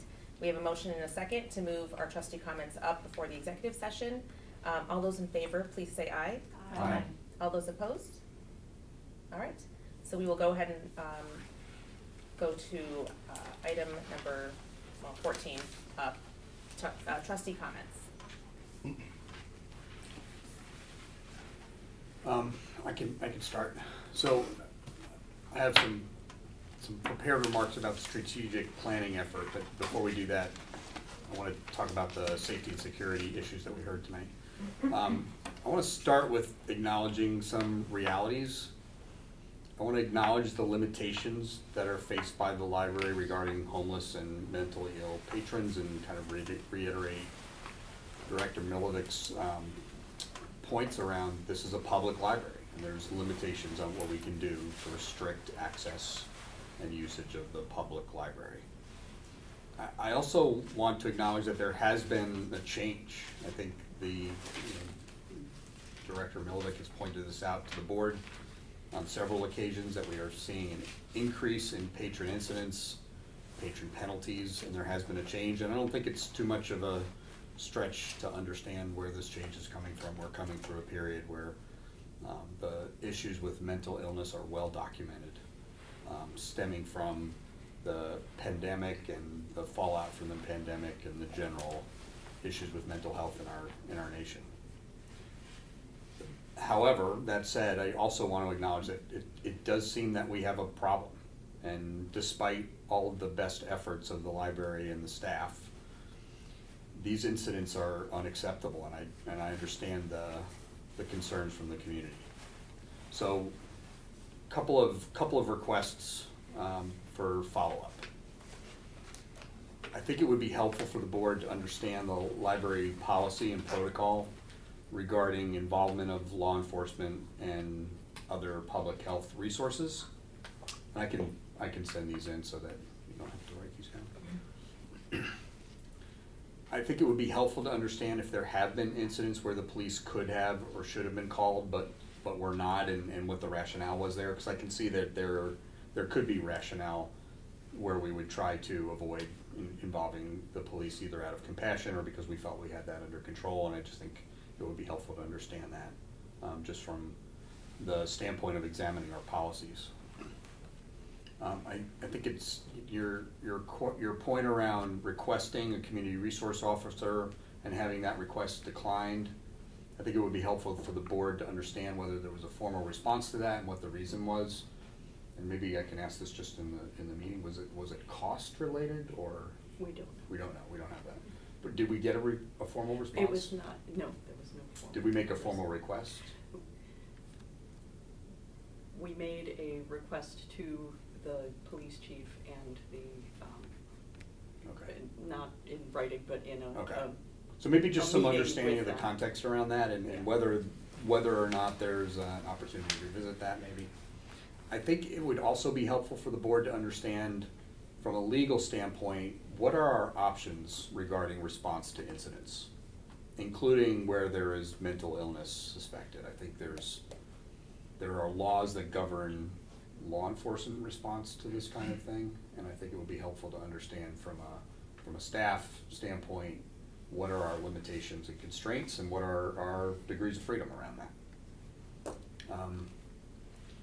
There was a point made around the Safety Act, and I think it would be helpful to get some clarity from either our legal resources or from the police on what will change regarding our options for dealing with patron incidents, mental illness, incidents stemming from either homelessness or other incidents in the library from non-homeless, where there is a suspicion of mental illness. And then I think it would be helpful, and this might be a larger topic and it might warrant a broader discussion, but what are the options for considering increased security at the library? Not including staff vehicles for increased security. Like, do we have the option for bringing in other external resources as an element of security to consult with us on security measures? Like, I think it would be helpful to broaden our horizons and understand the full scope of options that we might have available to us, including, you know, your Director Milvick is well connected within the library profession. What some other libraries may have utilized. Okay, so that was my first point. I heard a threat of potential litigation against the library in one of the comments tonight, and I would like to understand what are the options for the board for following up on that via investigation or additional understanding of the details around that matter. I think that would be appropriate. Okay. So those were my off-the-cuff remarks and requests. I do have some comments regarding the strategic plan, which I'm excited to get started on. So these are prepared remarks because I have some thoughts, and these are important to me. As we embark on an updated strategic plan for the library, the first thing I want to do is reaffirm my personal support for prominently representing diversity, equal treatment, and inclusivity in our goals and objectives. As I've said before, finding common ground across all our stakeholders as we pursue our DEI strategy in ways that build unity and understanding should be a prominent part of our strategic plan. With that position established, I want to shift the focus to a broader and equally, if not more important goal for the library's strategic plan. I do want to open the aperture and broaden our perspective as we go into the strategic planning phase. I want to start with some sobering numbers. 36% and 26%, 33% and 31%. These are the percentages of 4th graders and 8th graders who are proficient in math and reading, respectively, in the most recent results from the National Assessment of Educational Progress, also known, and you may have seen this in some of the reports, as the nation's report card. It was released a short time ago by the U.S. Department of Education's National Center for Education Statistics. 36% of 4th graders and 26% of 8th graders were deemed proficient in math. 33% of 4th graders and 31% of 8th graders were deemed proficient in reading. Here's some more highlights, or more accurately, maybe lowlights from the news release. Nationally, the average mathematics score for 4th graders fell 5 points from 2019. The score from 8th graders dropped 8 points. In reading, average scores for both grades fell 3 points. The percentage of students performing below the NEAP basic level increased across both subjects and grade levels. In math, 25% of fourth graders were below the NEAP basic level in 2022. That's an increase from 19% just since 2019. 38% of eighth graders were below NEAP basic. That's an increase from 31% in 2019. In reading, the percentage of fourth graders that fell below the NAEP basic level increased from 34% in 2019 to 37% in 2022. And the percentage of eighth graders below basic increased from 27% in 2019 to 30% in 2022. Just for context, the NAEP basic achievement level represents partial mastery of the prerequisite knowledge and skills that are fundamental for performance at a proficient level. The NAAP basic level is the least stringent of the 3 achievement levels for American students. Let this all sink in a moment, folks. In broad terms, only 1/3 of our children are proficient in math and reading, and 1/4 to roughly 1/3 of our children are below the most basic level of achievement. This is heartbreaking. It's unacceptable, it's urgent, and it's been appropriately referred to as a national embarrassment. And this must be the equal focus of our strategic plan.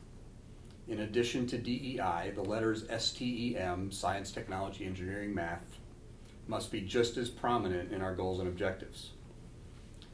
Obviously, we're uniquely positioned to support improvement in reading and comprehension skills, and I trust the library will continue to fulfill its mission in that regard. These are not in opposition to DEI goals. In fact, they're likely to overlap in a significant way. These types of academic performance declines are almost never equitable, and they almost always impact the most vulnerable in our society. So focusing on STEM-based programming, including highlighting the achievements of people from across all diverse groups in our community and nation as a whole, may actually be one of the best ways to forward our goals of equity and inclusivity. And I believe this is something that the entire community can get behind. I'll finish with this statement from Ms. Peggy Carr. She's the commissioner of the National Center for Education Statistics. Ms. Carr remarked about the profound toll on student learning during the pandemic and punctuated her comments with the following. It's clear that we all need to come together, policymakers and community leaders at every level, as partners in helping our educators, children, and families succeed. I think that's a direct call to the library. We were part of the toll of the pandemic. For all the right reasons, we took all the right measures, and the heartbreaking impact this had on our kids. And now we must be part of answering this call and make it our priority to help our children regain lost ground. That will promote equity and inclusivity as much as anything else we can do, and ultimately help our entire community succeed. So again, I'm excited to start off on this strategic plan.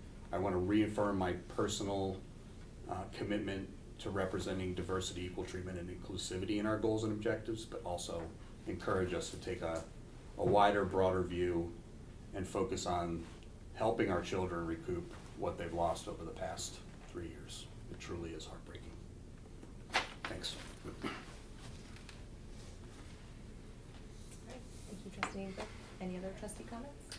I'd like to, I agree with you. I think that one of the goals of doing an equity strategic plan is to lay out the framework. And one of our goals is also to increase programming and to diversify our programming and to offer and broaden what we already offer. So I agree with you on that matter. I wanted to just briefly say, I wanted to be really careful about, I think Julie said this already, but assuming that all the people who are causing issues within the library are in-house people, because they're not. As Julie mentioned, several are residents of our community, and I think it's really important that we are aware of that and that we acknowledge that not everyone who is coming in the library and everyone who there are issues with are in-house people. It's something that I think it's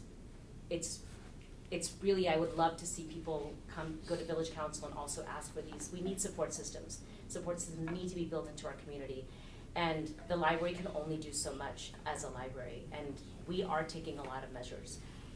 During the time that I've been a trustee, we have hired more of a safety team because we didn't want that burden to be placed on our staff. We have staff members stepping up and taking charge where they can, but again, they are librarians, and we want to keep everyone safe. So I think that that's an important thing that we need to make sure that we say. I also want to just commend the staff because you have made a commitment to providing stellar service to everyone who walks in the doors, and excelling, engaging, empowering, and evolving with our changing community. And yeah, that's kind of all I want to say. I want to thank everyone who is here today for telling us how much the library means to you. It's important. Thank you. I would also like to thank Bill for outlining those points, because I think there's something that we can all agree with. The pandemic has been very harmful in many respects to many of our children. Some of the latest statistics show a little turnaround on those, but it's not enough and not fast enough, so we need to work with this. Our staff has worked closely with the school folks in District 58 and District 99 of Downers Grove in the past, and I hope and assume that that will continue, and that is a part of our strategic plan to specifically name and encourage that kind of activity. A couple of other isolated, sort of separate things. The village attorney has issued a statement on the Safety Act, saying what they feel it will do, and I don't want to quote it, but it's on the public record, and we can see that and talk to them and invite them to share it with us if we choose. Bottom line, they're not going to stop enforcing trespass when any danger is present. Now, that's my language, not hers, and I'm not an attorney.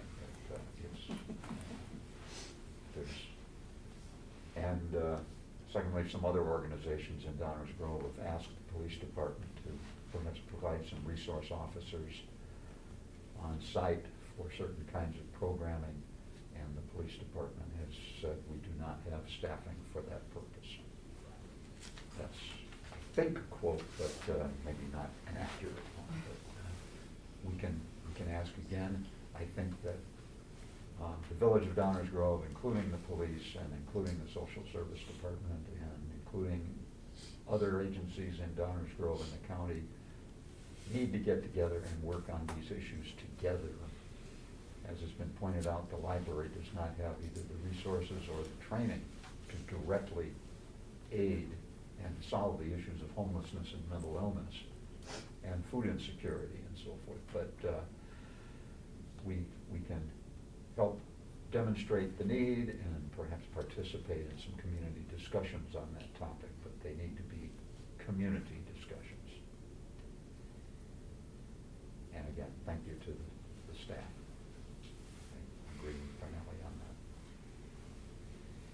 that. May I Yes, absolutely. thank the library staff who scrambled to get me some orientation and get materials to me this afternoon. I'm slid into this chair on short notice, and I appreciate the smooth welcome I've gotten from my fellow trustees as well, and also from many members of the community who were here tonight who introduced themselves and thanked me for serving and so forth, and I look forward to the opportunity to do that. I also had one I'm not sure if it's a comment or a request for information. I live in the village of Downers, but I am in Lyle Township. And I was one of the people who helped work on the 708 Mental Health Board on the last ballot. And I don't know whether Downers Grove Township has looked into doing that or not. That's something that since this seems to be a flashpoint for all of these issues, that the library board may want to bring up with the powers that be to see whether putting that kind of a mechanism into place, it's certainly not a short-term solution, but if that would at least provide over a medium term some other mechanisms to deal with some of these issues. You said it was Lyle 708? Yeah, 708 Mental Mental Health Health. Board. There are several other suburbs that have them also. It's a community-based board to set up social services and access to social services. And it's a result of a statute that was passed by the General Assembly 2 or 3 years ago, I don't remember exactly. So it's just kind of starting to roll out. I think Highland Park has one, there are a couple of other places up north. So it's a fairly new experiment in community-based access to social and mental health services. And at this point, the way it has been rolling out, it's township-based. So that's a whole different group of people than this board normally works with through the village, but obviously there's overlap with the concerns.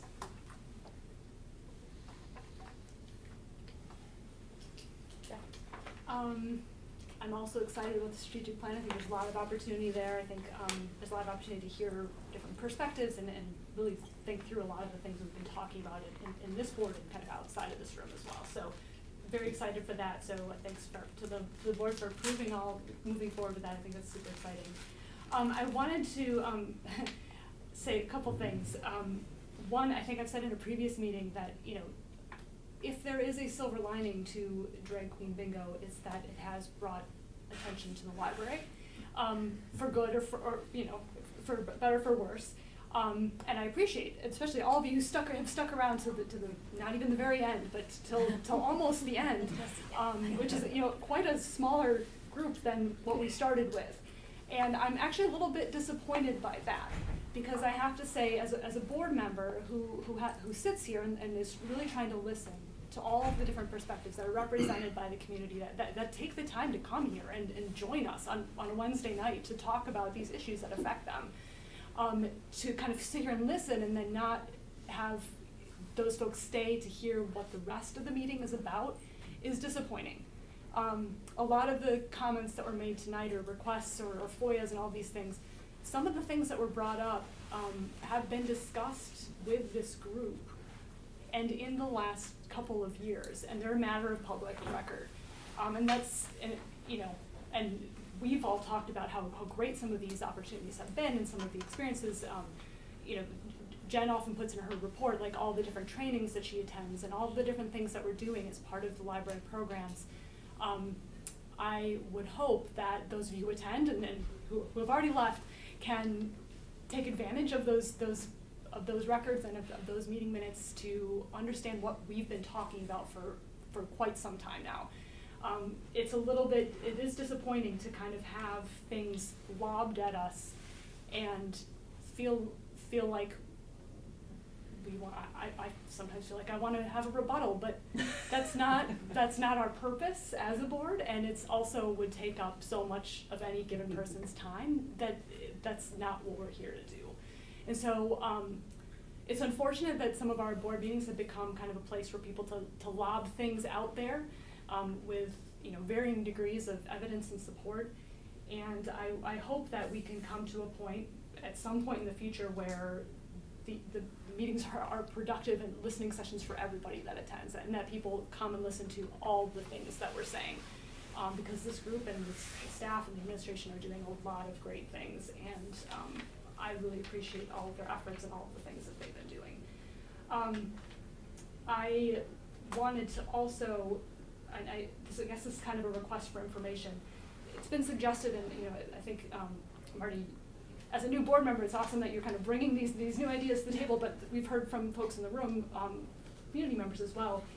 Is there an opportunity, given open meetings and other kind of things in place, for us to convene with other community agencies or groups, the council, some of the other organizations that we've talked about or that we've heard about today, to talk and understand kind of the issues that we are all kind of facing and talking about within our own little groups. I mean, I know each of us as individuals can go and attend those meetings, but we don't benefit then from kind of a larger group conversation. So I don't know what's possible, or if that's, other groups are open to that or what, but I think that I'm really interested in that, because I don't maybe know enough about what other boards or other groups within the community are talking about, and I think it'd be really useful for them to hear what we're talking about in a face-to-face way and not necessarily like reading each other's minutes. So I'm curious about what the possibility is, you know, not right this second, but that'd be interesting to hear more about. I think it's an interesting way for us to think collaboratively with other organizations who are addressing a lot of the same issues because we work together in this community. Particularly other public spaces that may be facing some of the same kinds of issues, parks, forest preserves, and so forth. Absolutely. And that kind of meeting can take place, it just has to be noticed. Sure. Like any other public meeting, by each of the organizations. And So- then, so and very- then. so then a lot it- of coordination. So it takes a Yeah. little coordination, Fair but the noticing is pretty straightforward and easy. It's just a special meeting for each of the groups. They happen to happen in the same place at the same time. And we've done that before on other issues. And finally, I wanted to just reiterate what Bernali and what Julie said about, you know, not equating homelessness with mental illness with being dangerous. If we equated shouting random profanity in the library with any of those things, this meeting would have been visited by the police, I think, earlier today. So I'm just saying, like Julie said, you don't know who you're talking to at any given time. And, you know, the empathy that some folks spoke about and that I know is present within the staff is important to me and as a board member and as a community member. And I want to just make sure that we're keeping that in mind and that we are really thinking about all of these challenges more broadly and that we're not putting people into boxes that we shouldn't be. So, thank you for. Thank you. I really don't have that much to add that everyone hasn't already said and probably far more eloquently than I could have. But I do want to say I've been fortunate and proud to be on the board since 2017. Dave's the only one that's outlasted me by 20 plus years. But I will say the patron incident situation, it is a new ballgame. It wasn't even something we discussed in meetings until the beginning of 2021, really. So believe me when we say we are all concerned, and it is something that we have been talking about at every single meeting and brainstorming, and for everything that we've thought about and brainstormed at our meetings, Julie has done 10, 20-fold with her admin team, with everyone in the library. So it's not something that's been in existence for decades that you know, the director or any staff have just been sitting on quietly knowing, you know, the situation. It is concerning. I'm concerned for the safety of the staff. I'm concerned for children. I have children. You know, it is absolutely a concerning thing, but I think the library and all of the staff have always been great at pooling the resources that they have. One thing I would like to point out to everyone that's here, for your continued interest in the library, at the end of our board packets every month there is a departmental report, and it's the best part of the meeting packet, honestly, because it speaks volumes to the amount of work that the staff puts into everything. For example, I wanted to point out an employee named Amanda in ATS was a library representative with an organization called Grit 2, which is focused on mental health for young adults. That's powerful and that's huge, and you know, it takes a lot of initiative for the staff to go above and beyond and out there into the community. So I just want to encourage you to be part of that community that's helping us solve a problem.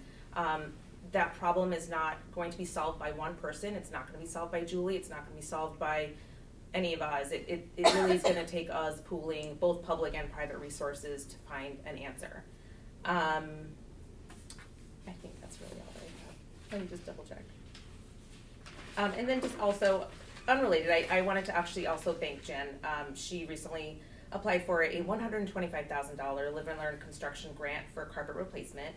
That's huge. It's a huge number, and she's the grant master. And if there is money to be had, she's putting Downers Grove in the running for it.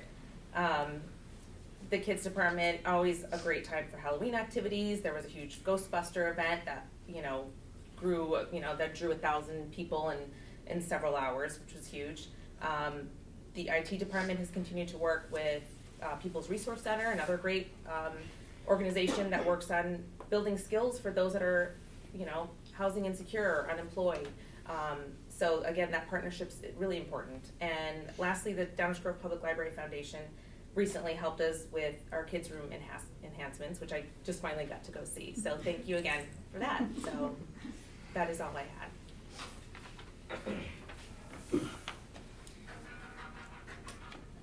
All right, our next item is the executive session. Do we have a motion to move into executive session? I'll move to go into executive session. All right, do we have a second? Okay, we have a motion and a second. All those in favor of moving into executive session? Please say aye.